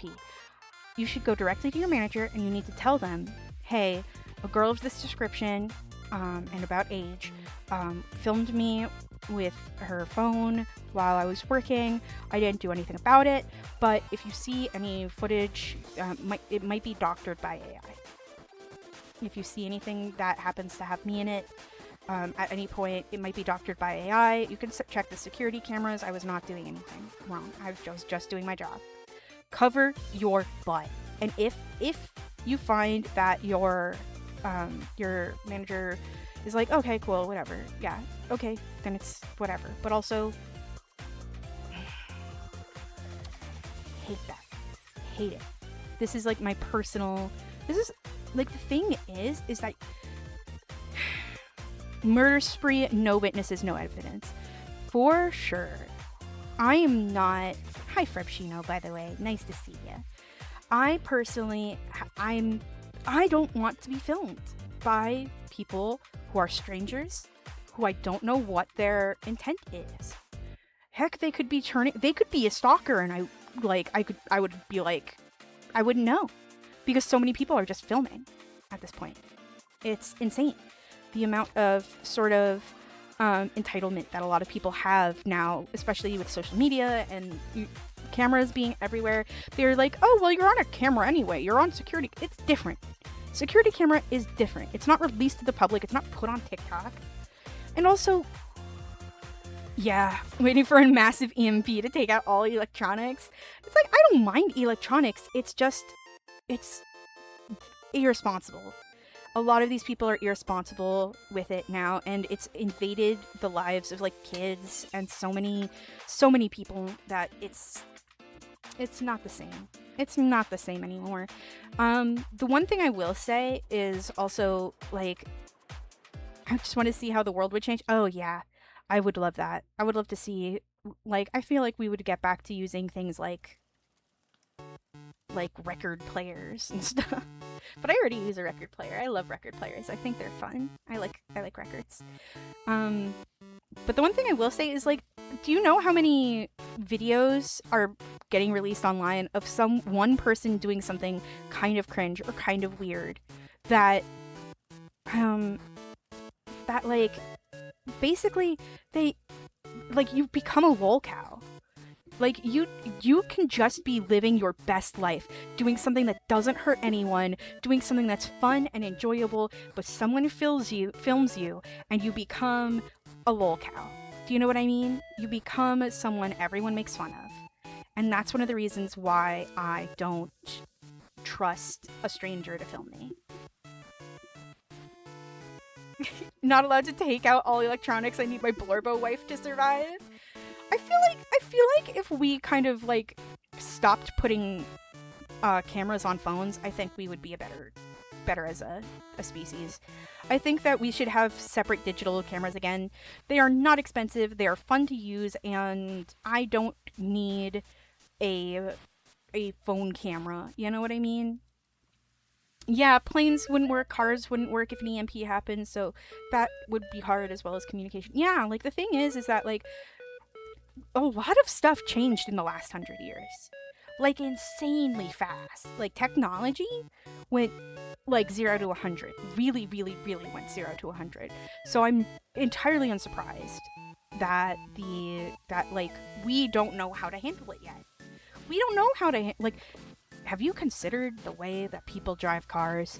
They do not know how to handle a 10-ton machine that is going to crush a human being. Do you know what I mean? And yet, every single day there's cars. It's gone so fast that we can't even guarantee the safety of the people around us using the technology. How can we be trusted with something like this? Like, if there was a single level of abstraction, like they stopped putting phone cameras on phones, a single level of abstraction, imagine how much privacy you would get. Imagine how much privacy you would get from that. It would be so much easier to just exist. Because it's like, oh cool, I've got a digital camera. Everybody goes back to horse riding and covered wagons. I don't think it would go that far back. I mean, it would go back to wagons, but I imagine the cool wagons we would have nowadays. Crime would shoot through the roof. I don't guarantee that. I don't think that, like, I think that if it was sort of a universal EMP, where it's like, okay, all of this tech is gone now. It's just gone. I think that we would probably come together as a community more. Because part of it is our ability to sort of connect to people, I think. That's true. Guns aren't electronic. Guns are not electronic.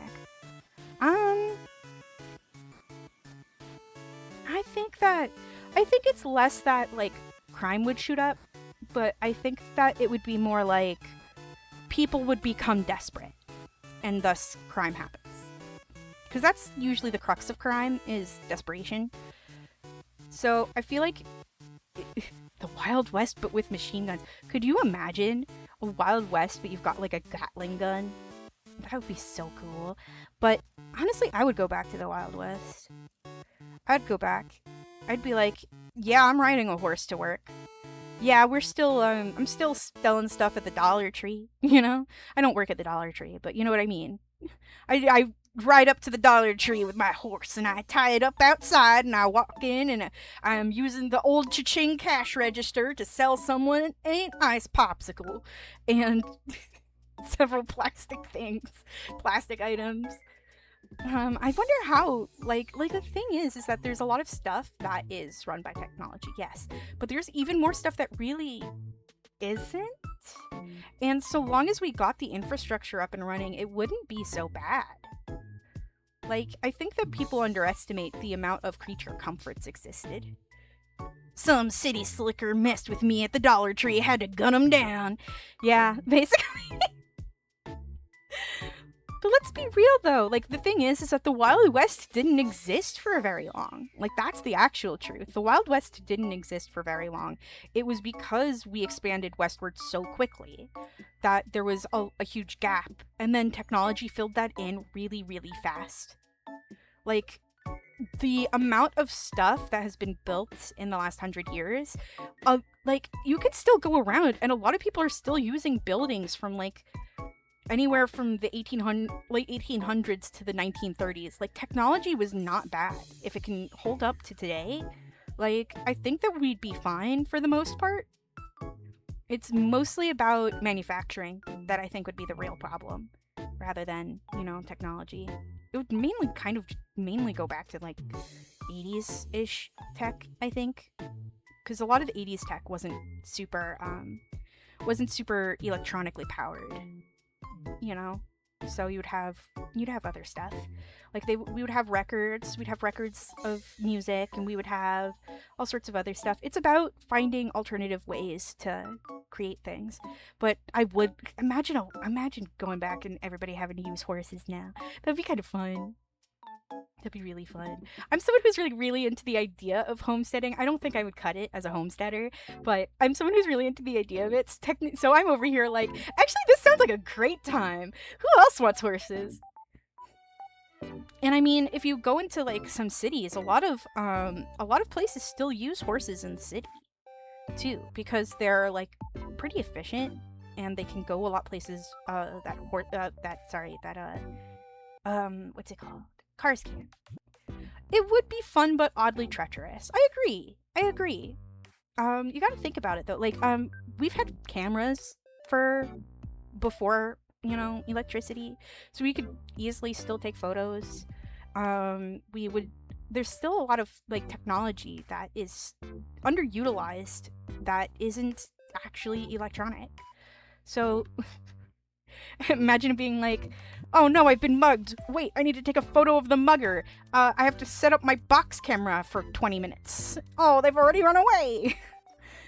Hi, Seraphin. We're just talking about taking an EMP and knocking out technology. Specifically because we were talking about crack this reel for a bit so I could get evidence. Yeah, basically. We're talking about it specifically because I read a Reddit story where someone was filmed without their consent at work, and they didn't know what to do about it.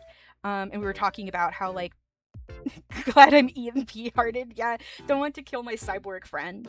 But basically they were filmed at work without their consent, and they wanted to know, like, what they should do about it, because they've been seeing AI stuff on TikTok where, like, people are making employees do weird and wacky stuff using AI, you know?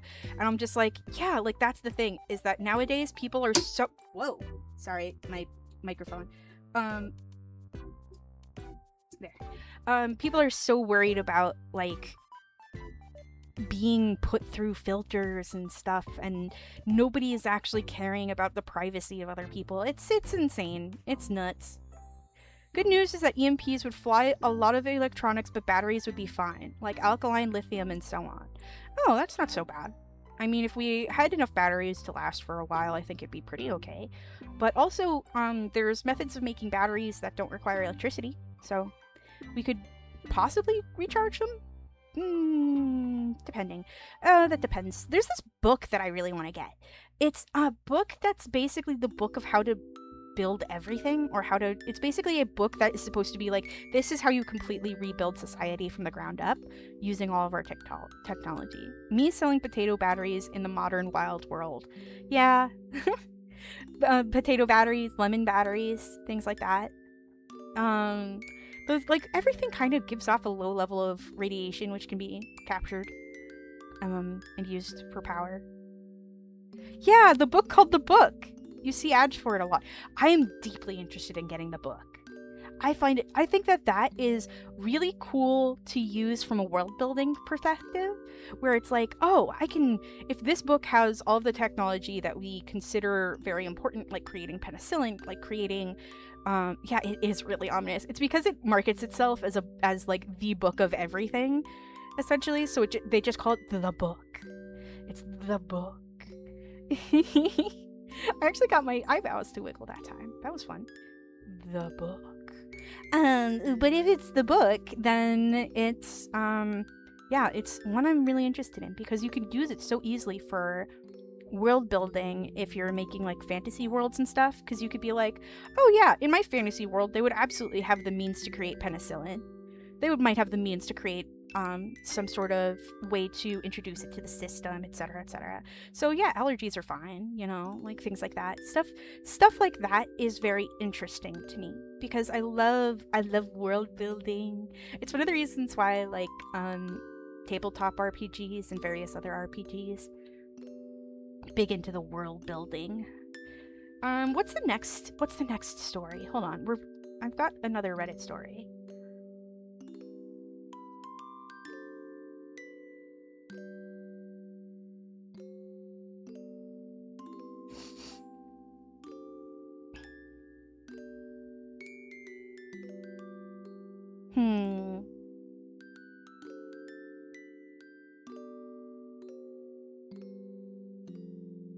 So this is under r/advice, which means there's no updates, and it's just the comment section kind of giving responses to this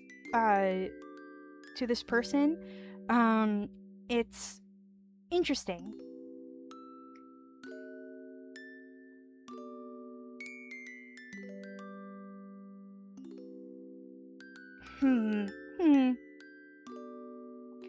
Now, this is interesting and important, and I think this is one that I want to read about because this is, to me, this is a important post, but I don't think that a lot of the commenters are actually covering this topic very well, in my personal opinion. I'm going to turn on my music just a little bit.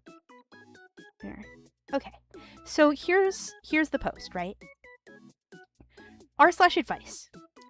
I want to let a disabled friend live with me for free for a year to get away from his abusive parents. Should I? This person writes, I'm in my early 20s, and soon I will be set up with some savings and a job that pays plenty. I have a distant friend who's been in a shitty situation for a long time, and I'd like to offer to live with me for free for a year while he gets back on his feet. I would pay for his rent, food, and some basic living expenses. Could this work? And if so, what things should I keep in mind? Additional details. He's in his late 20s with no job and little work experience due to his disabilities and his parents' abuse. He lives at home with his abusive parents. They're awful for his mental health, and he generally feels hypervigilant and unsafe. At one point, his dad tried to kill him. Okay, this is a little bit more extreme. His dad tried to kill him. At another point, he was kicked out for his sexuality and was homeless for a little while, and whenever he tries to get a job, they sabotage him, and whenever he does make money, they start spending their own money irresponsibly to force him to pay for things like rent and overdue bills. His parents want him to keep living with them so they can keep tormenting him because they don't believe he can make anything of himself. He also has a wide range of invisible disabilities, including significant mental health issues, more than just depression and anxiety, and significant physical issues that result in fatigue, migraines, etc. He also has autism and is very blunt / misses social cues because of it. Because of his physical health issues, I think it's unlikely he'd be able to work 40 hours a week, which is frankly hard enough for able people. We met online through a shared hobby. He gave me a ton of free help writing my book and was super supportive when I went through a horrible breakup. He tries very hard to be a good friend and a good person. I would like to give him a chance to get away from his parents and improve his health.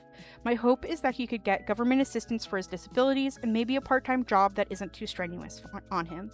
I've asked him in the past if he thinks this is sort of theoretical situation would be helpful for him, and he said it would likely be life-changing. Now, this is a very important post to me because this person is considering serious praxis. This is putting your money where your mouth is when it comes to assisting people who have a worse off time. And I think that this person is an extremely good person. I'll talk more about it after the ad break too, for the people who have joined. But personally, this can be done. I think this can be done. It has to be done responsibly. You are not going to be this person's perfect angel investor. Hi, Anton. Welcome to chat. If you would like to ask any questions or ask for advice on anything, I have a straw page that is pinned, and you can ask me questions there. It's going good. We were just reading a short Reddit post, and I'm giving my advice and thoughts on it. We've been through a bunch of roller coasters of Reddit stories today. One of them was a absolutely insane potential stepmom story. She was, oh my god, I was so angry that entire time. And then the other one was a pretty cute story about someone asking out their crush. And now we're talking about someone trying to help out a friend who is cool. Oh, and there's the ads. Oh, there they go. They smashed into the stream. Another ad has hit the stream, unfortunately. But well, at least some people aren't too affected. But regardless, actually, I'm gonna take a sip of water before I keep talking because I'm going to dry out my throat really bad.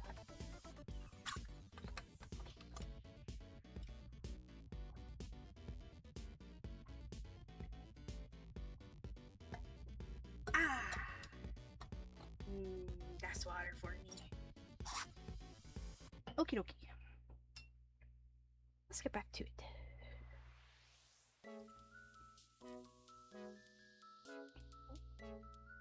It's nice that I have been finding new people to join my chat. It makes me happy.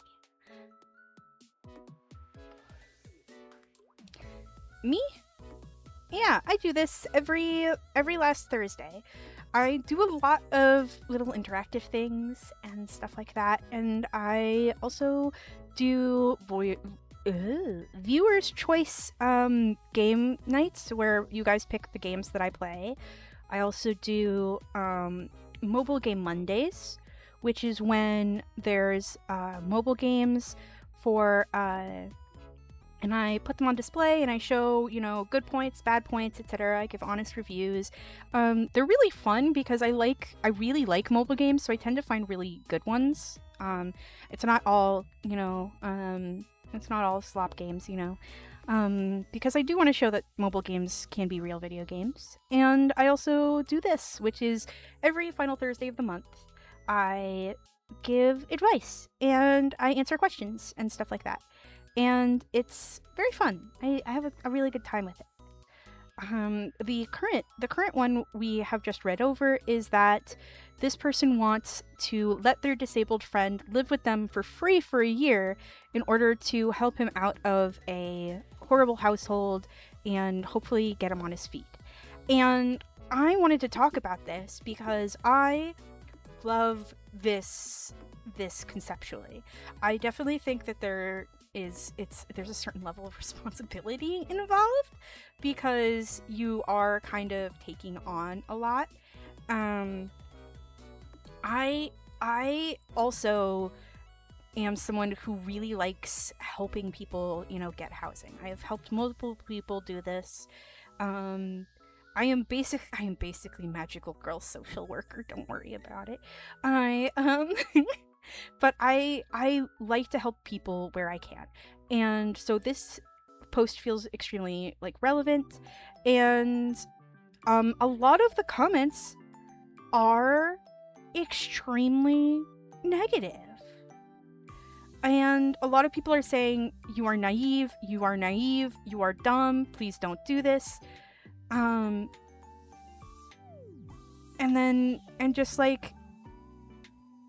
it's a lot of people are just being really, really negative.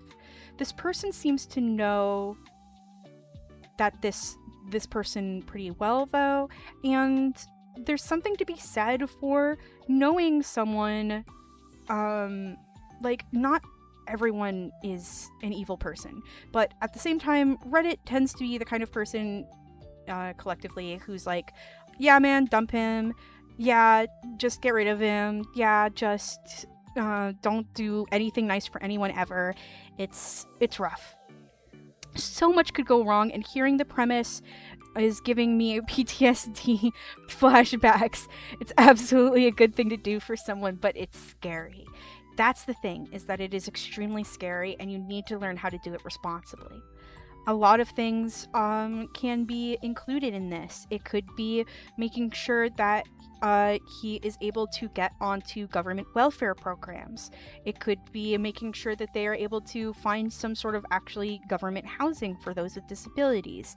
Sometimes it's making sure that it gives them time to, you know, work on specific things. It's having things in writing.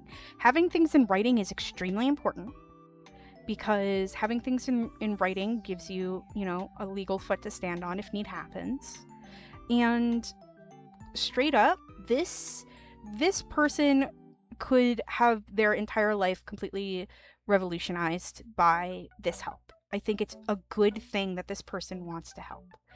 However, it is more complicated than living rent-free in a room for a year. It is important to recognize that being disabled is a full-time job. It isn't just, oh, well, he can do the rest of the stuff himself. Sometimes being disabled itself is a full-time job, and it can be difficult for people who are disabled. So you inviting this person into your home isn't just, you know, getting them away from a horrible family. It's not just, you know, cleaning up after them and making sure that, you know, they have a roof over their head where they can get mentally stable. It is about how you are going to find them a job, because applying to jobs is difficult. It is how you are going to attempt to help them get on disability payments from the government. That's difficult. And there's a lot of things that can potentially be extremely hard to do, that, especially in this economy. And it's, the thing is that for able-bodied people, even so, that is easy. It is hard for them, yes, but in comparison, it's still easy. And you are expecting perhaps that this disabled person will take care of themselves. And that's not always possible. That is not always possible, and it's very unfortunate to say that. But if you want to be this person's angel investor, you're going to have to expect that you're going to need to help them with this, or things will not happen. And that's important to think of. Also, if you are able to get them on some sort of food stamp program, then they can pay for their own food. They sometimes get bonuses for rent payments, so they could help a little bit with that. There's various programs that are out there that can help. And while this is really nice, I gotta say it's difficult to say one way or the other without knowing this person. You know, if this person is honestly just trying to go out of their way and be a good person, like, that's really nice. Are you actually doing that? Or are you going to have issues with this down the line that make you into a mean person? Because that sometimes happens, where you bite off more than you can chew and you don't understand it.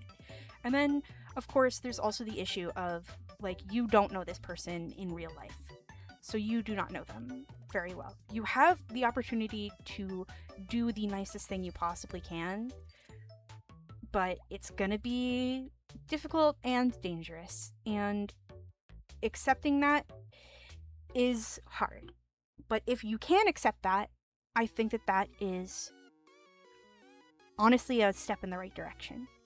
Depending on where you live, it'll be easier or harder. If they're talking about apartments, I don't know where this person lives, so that also varies things, because there is very limited resources for people who do not live in big cities.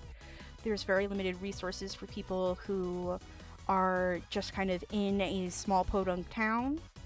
Like, it's entirely different depending on location, on this person's background, on so many things. I encourage them to try. I am not going to say they're naive. I'm not going to say that they shouldn't. I think it's very important that they can make a difference in somebody's life. It's scary, but it's an important, change to make.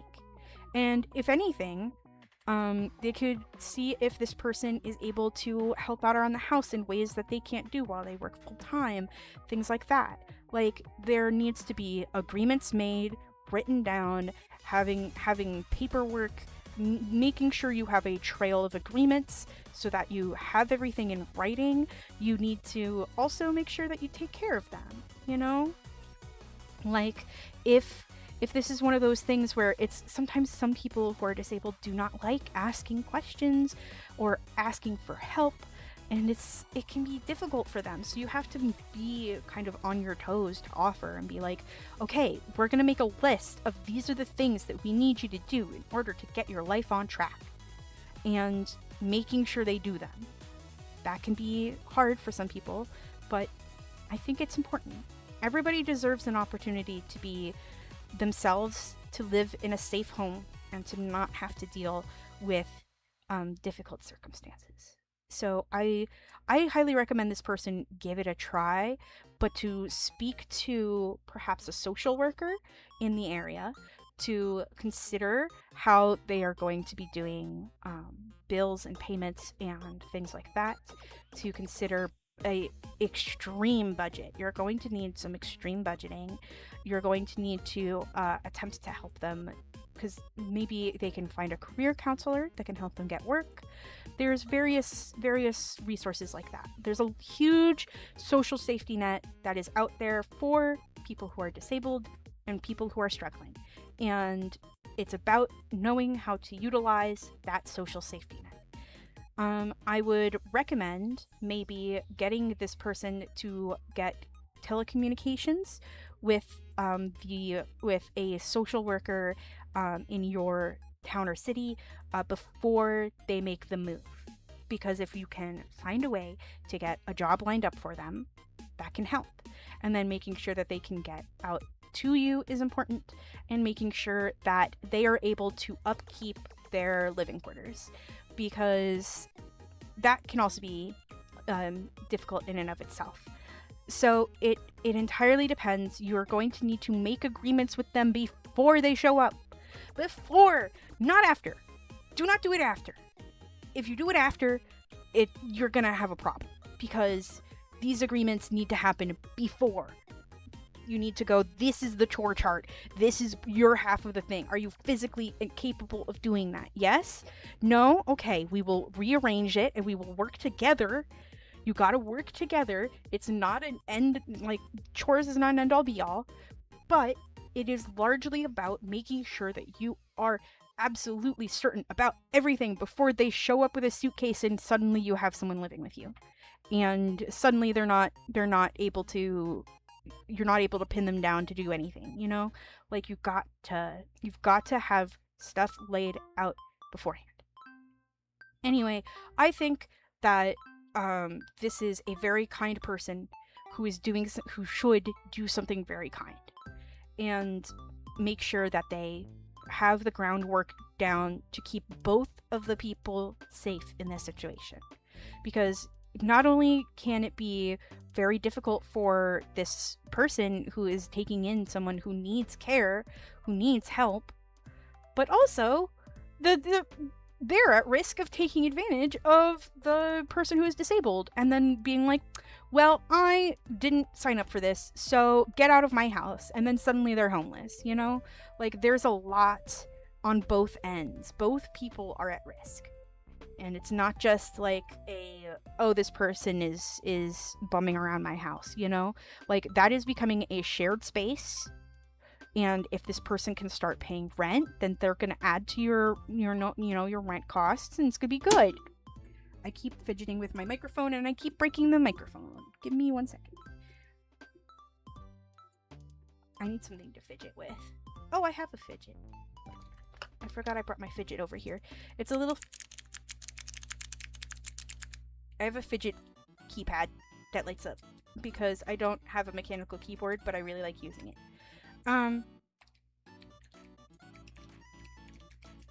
Anyway, so that's something that I think is important. And I'm going to be commenting on this post. It was only posted 5 hours ago, so I'm going to comment on this post, and I'm going after a stream, and I'm going to give them as many of my advice and resources as possible that I can think of. And hopefully it all works out, because it seems, so the thing is that this person that they want to have move in, right, helped them with a lot of stuff. And I think that that is very important to think about. Is like, oh, they helped with my book, they helped coach me through a breakup, they helped with this and that. And I think that that's a good sign that this person is a good person, but may just need help. And whether that help is getting them out of the house, or that help is, hey man, I may not be able to do chores, but I can help in other ways. Like, that is also important. Like, everybody is able to contribute something. And sometimes that something is just being a good friend. Sometimes you don't have money to give, but you can just be a good friend to someone. And I think that that's important. I feel like that's not often talked about. Companionship is important in this world.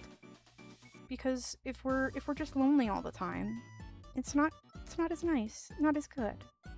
Anyway, I think that was an important one that I wanted to talk about. That's my take, and I'm going to be giving this person advice after stream ends. And we finally have the last Reddit story. This is Best of Redditor Updates. They have a flare on this one called Satan is not a pogo stick. I don't know what that means, but I think that means, like, something really bad happened here. Okay, so this starts with, we're completely shifting gears. We're getting into some personal drama of people that we do not know and we don't understand the situation of, but it's gonna be interesting. Okay, so this is, you know what? Hold on. I'm turning that down and I'm turning it up over here. Better. Okay, much better. Hopefully the music's good for everyone. And we are reading kind of our last story because we've gone through 5 of these, I think, now. So, this is me, 30 female, with my boyfriend, 34 male, of 2 years. I'm considering breaking up due to his nieces and nephews. I'm very interested in where this is coming from. So also, this was posted originally in 2015. So this not only happened, this happened 10 years ago. Literally 10 years ago. But it still seems like an interesting post. So I will try to keep this short. I have been with Dallas, 34 male, for 2 years. I met him through my sister, Lilu. I forgot that the chosen names in this story are... They're weird. They picked weird names for people. Lilu, 36 female, and her husband, Corbin, 45 male. Issue. Here's the problem. While I truly enjoy spending time with Dallas, he seems to view us as married already. He refers to my animals as his pets to people, though I have asked him not to. They are not his pets and never will be. He views my home, which I paid for, myself, as our future home. I have been honest about how I view my future. This means my house is my house, my pets are my pets, and I do not intend to get married or have children.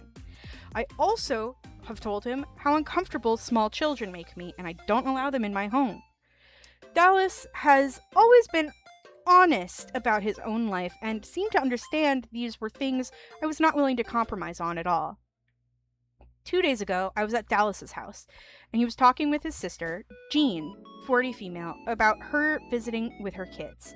She asked him to watch them for a week while she headed out to Vegas. He told her, God, I forgot these names, Zorg, 5, Diva, 7, and Plava Laguna, 9, are welcome at our home anytime. Bring them by the week we get back from our vacation. Zorg, Diva, and Plava Laguna. I can't. These names. These names. I can't with them. They're... Oh, God. Okay. Anyway, back to the story. We are going to Canada for a week. Since we were hanging out at his place when they called, I assumed he meant his townhouse. Though when he hung up, he said I needed to go grocery shopping for the kids. Plava Laguna is apparently a really picky eater and has to be on gluten-free because of the special autism diet her mom has her on. what is it, one of those autism cure diets? I hate that nonsense. Anyway, Diva and Plava Laguna are both special needs. I told him I would help him shop, but that I was busy most of the week and didn't want to / have time to entertain his kids. He started saying things like, I won't let them bother the kitties too much, and they can play in the pool. It's a koi pond, so no, they cannot play in the pool. There is so much room. They can play in the backyard with the dogs and not be a bother. I told him I didn't want the kids to come over at all. They could stay at his house, he has enough room, and there is a park around the corner. I have always been clear about this, and he seemed to laugh it off. He didn't even discuss having them come over with me, just ignored every conversation we had about me disliking kids under the age of 10 and not doing well with special needs. I told him about how angry this makes me. We had a conversation about it, but he isn't relenting. I just feel like he doesn't listen and doesn't care about my property, desires, and needs. He just wants to show off to his sister. I feel like he didn't earn having a house with a yard, and he didn't save up to have a house he is proud of. Instead, he spends all his money on his hobbies. I don't want my house to be destroyed by 3 kids. I don't want to have them over. I would like some advice on how to handle this. TLDR, me, 30 female with my boyfriend, 34 male of 2 years, thinking of breaking up to his nieces and nephews. A comment that says, whoa, yeah, you two sound very different. He sounds like he's looking for a family kind of woman, kids or no.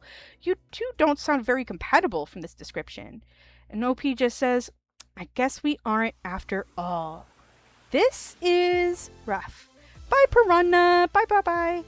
It's nice having you around. Enjoy dinner. But yeah, oh my god, this sounds rough.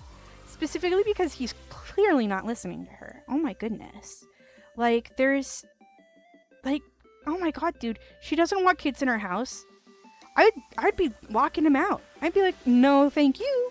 Go sleep in your townhouse, sir. You are not respecting my boundaries. This is bad. This is very bad.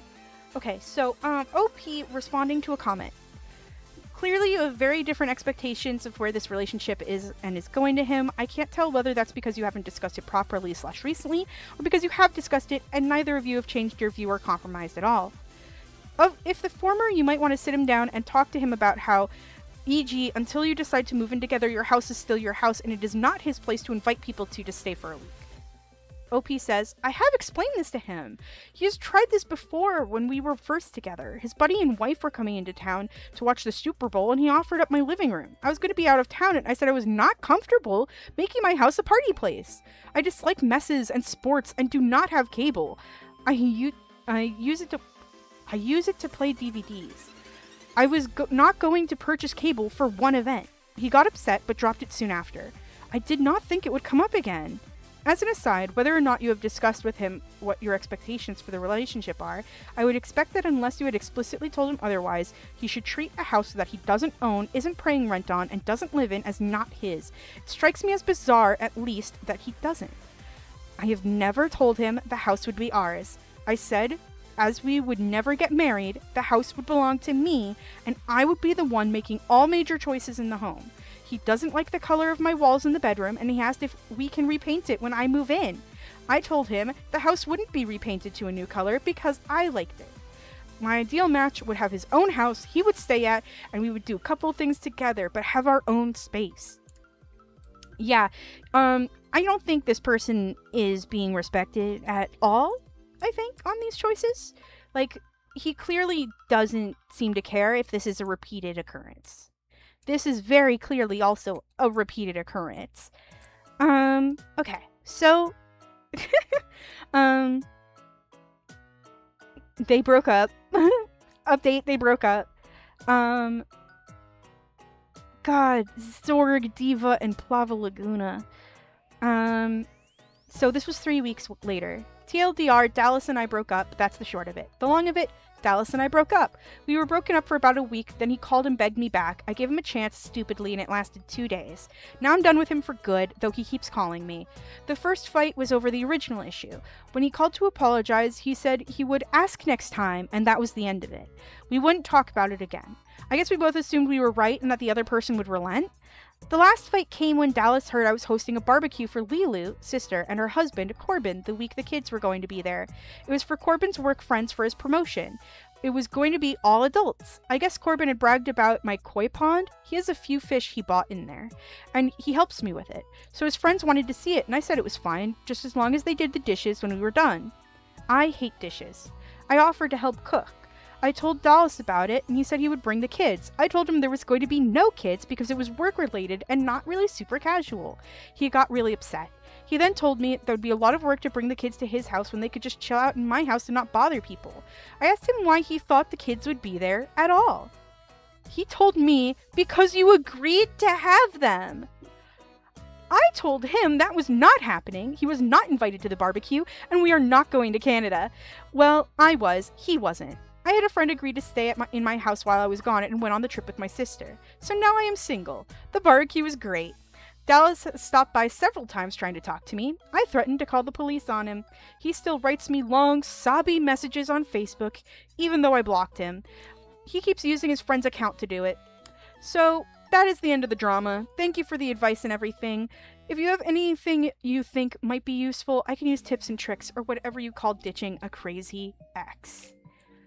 Yeah, this was not because of the, this was not because of the kids. This was because of the him.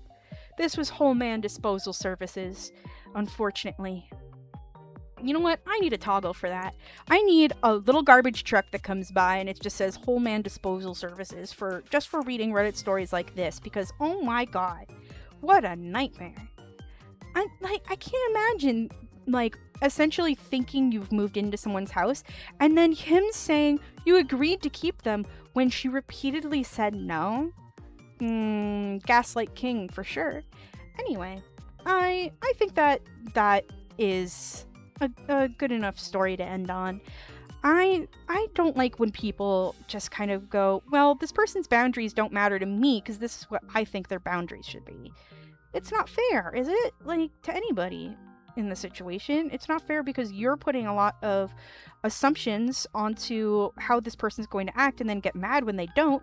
And then you put also a lot of stress onto the person that you are making assumptions to.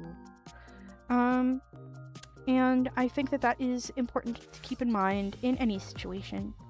Even if sometimes it's easy to forget. It's also, there's some serious kind of misogyny going on there.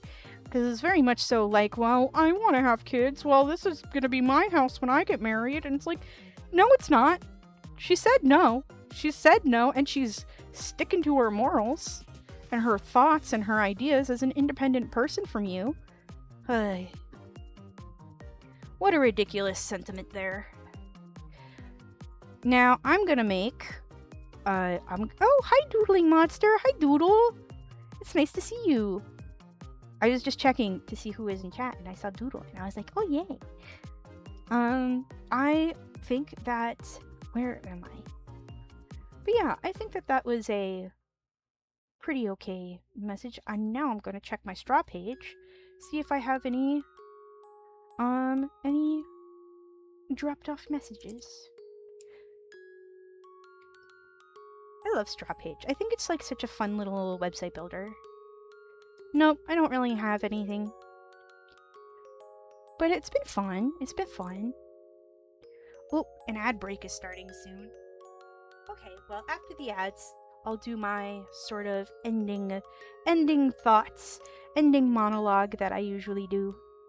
'Cause I love having a little cool down time where I find someone to raid and we chat for a minute. Not that we haven't been chatting this whole time, but you know what I mean. But this has been fun. This has been really fun. I always love doing these. Even if it makes my voice get kind of crunchy at the end because I've been talking so much. It's weird. It doesn't happen as much when I'm playing a video game. But it does happen a lot when I'm reading stories and stuff. I don't know why. Maybe I'm just working out my vocal cords in a whole different way. Who knows? Maybe it's also because I get so worked up I get so worked up. That one with the stepmom had me so worked up. She was so disrespectful. Can't believe it. I've been editing and posting all my VODs up onto my YouTube channel. You know what? I'm gonna go on over to my room now. All right. Oh, the tea. I could use a cup of tea. Anyway, I have a lot of fun stuff that's gonna be coming up. I want to do some collabs with people, and I'm making my schedule for next month, and I'm thinking about streaming a little bit more. So that's gonna be nice. I really liked talking about all of the Reddit stories with you guys and giving my advice. I think that there's definitely some that are more advice-worthy and some that are more like, oh, this is just a story that I'm telling at this point. Oop. There goes the ads. You know what? Another perfectly opportune time for me to drink some water.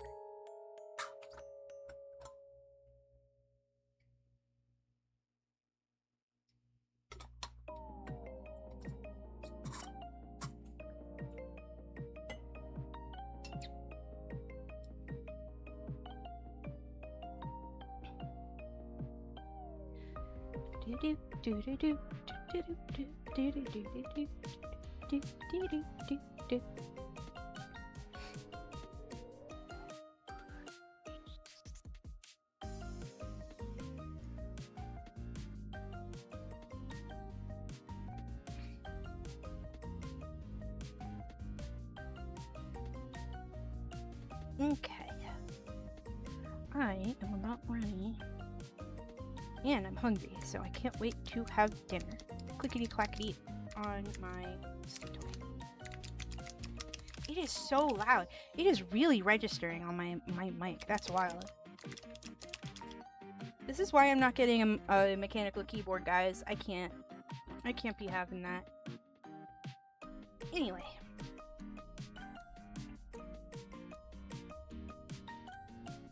Ad break is finishing. Yippee! Welcome back, welcome back. Ooh. Okay, so I wanted to talk. I'm updating my YouTube VODs channel so you can find my VODs and watch them back if you would like. I am making sure that I'm trying to upload 2 every week, and hopefully I will catch up with the amount of videos that I currently have. And I'm also planning some more edited content to be going forward. I have freed up a little bit of my time, which is nice. I want to do some art streams next month.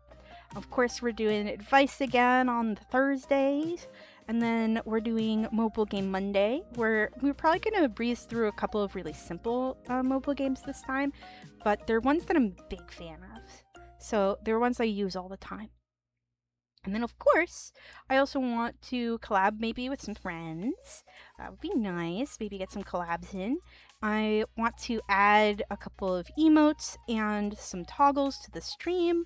I think that I need to update some redeems. I need to add some redeems besides my head pats. Because currently you can pat me on the head, but not a whole lot else. And I think that it would be really fun to have some interesting redeems for various times that people can do. Like, I want to get the Twitch integrated throwing system all set up so that I can have people throw stuff at me, because that'll be really fun and funny. And I was thinking about making some bubbles that will pop, and I found there's this plugin somebody made that made it so that whenever a viewer taps on the video, little bubbles will appear there, and I think that would be so cute. I want to have an interactive little thing for you guys to do, so you can click on the screen and you can make bubbles appear. I think that would be really sweet. So I want to see if I can get one of those. I want to properly set up my outfit for I got a new outfit. I want to properly set it up so that it's not kind of, all over the place. And then yeah, I've got a lot of plans for work and things, and I'm also taking a little bit of a vacation this month. but it's a short one. It's only a couple days. And I'm gonna have a good time. I'm gonna have fun. Fun. And I hope that you guys have had fun with me. It's really nice to see new people. I'm so glad that new people came today. And I really hope that you guys will stick around, maybe come back for another stream at some point. Of course, you can always follow me on my socials, which are available on my Straw page too, where you can submit questions, and you'll be able to find me all over the place. I'm gonna find someone who is streaming. Let's see. I don't know who is currently live, but we will find out. Let's see. Ooh, someone I know is doing some fun retro gaming. And we could also find somebody new. I don't know. There's a lot we can do. The potential is everywhere. Yeah, I think I'm gonna join my friend Purslin. Her name is Purslin Doll, and she is a lovely cat VTuber. And I think that she is extremely fun. So hopefully you guys like her too. And we're going to probably raid over there. So raid to Purslin Doll. Ooh, I misspelled it. That's not good. Purslin Doll. There! I got it! Okay. I really love streaming for you guys, and I hope you've really enjoyed it. I can't wait to see you guys around, and hopefully next time. Don't forget to come by on early of the next week, the Monday or Tuesday next week. I've got a stream for more demos, which are always fun. So it's been nice hanging out with you guys. Now it's time for me to say bye-bye. Bye-bye.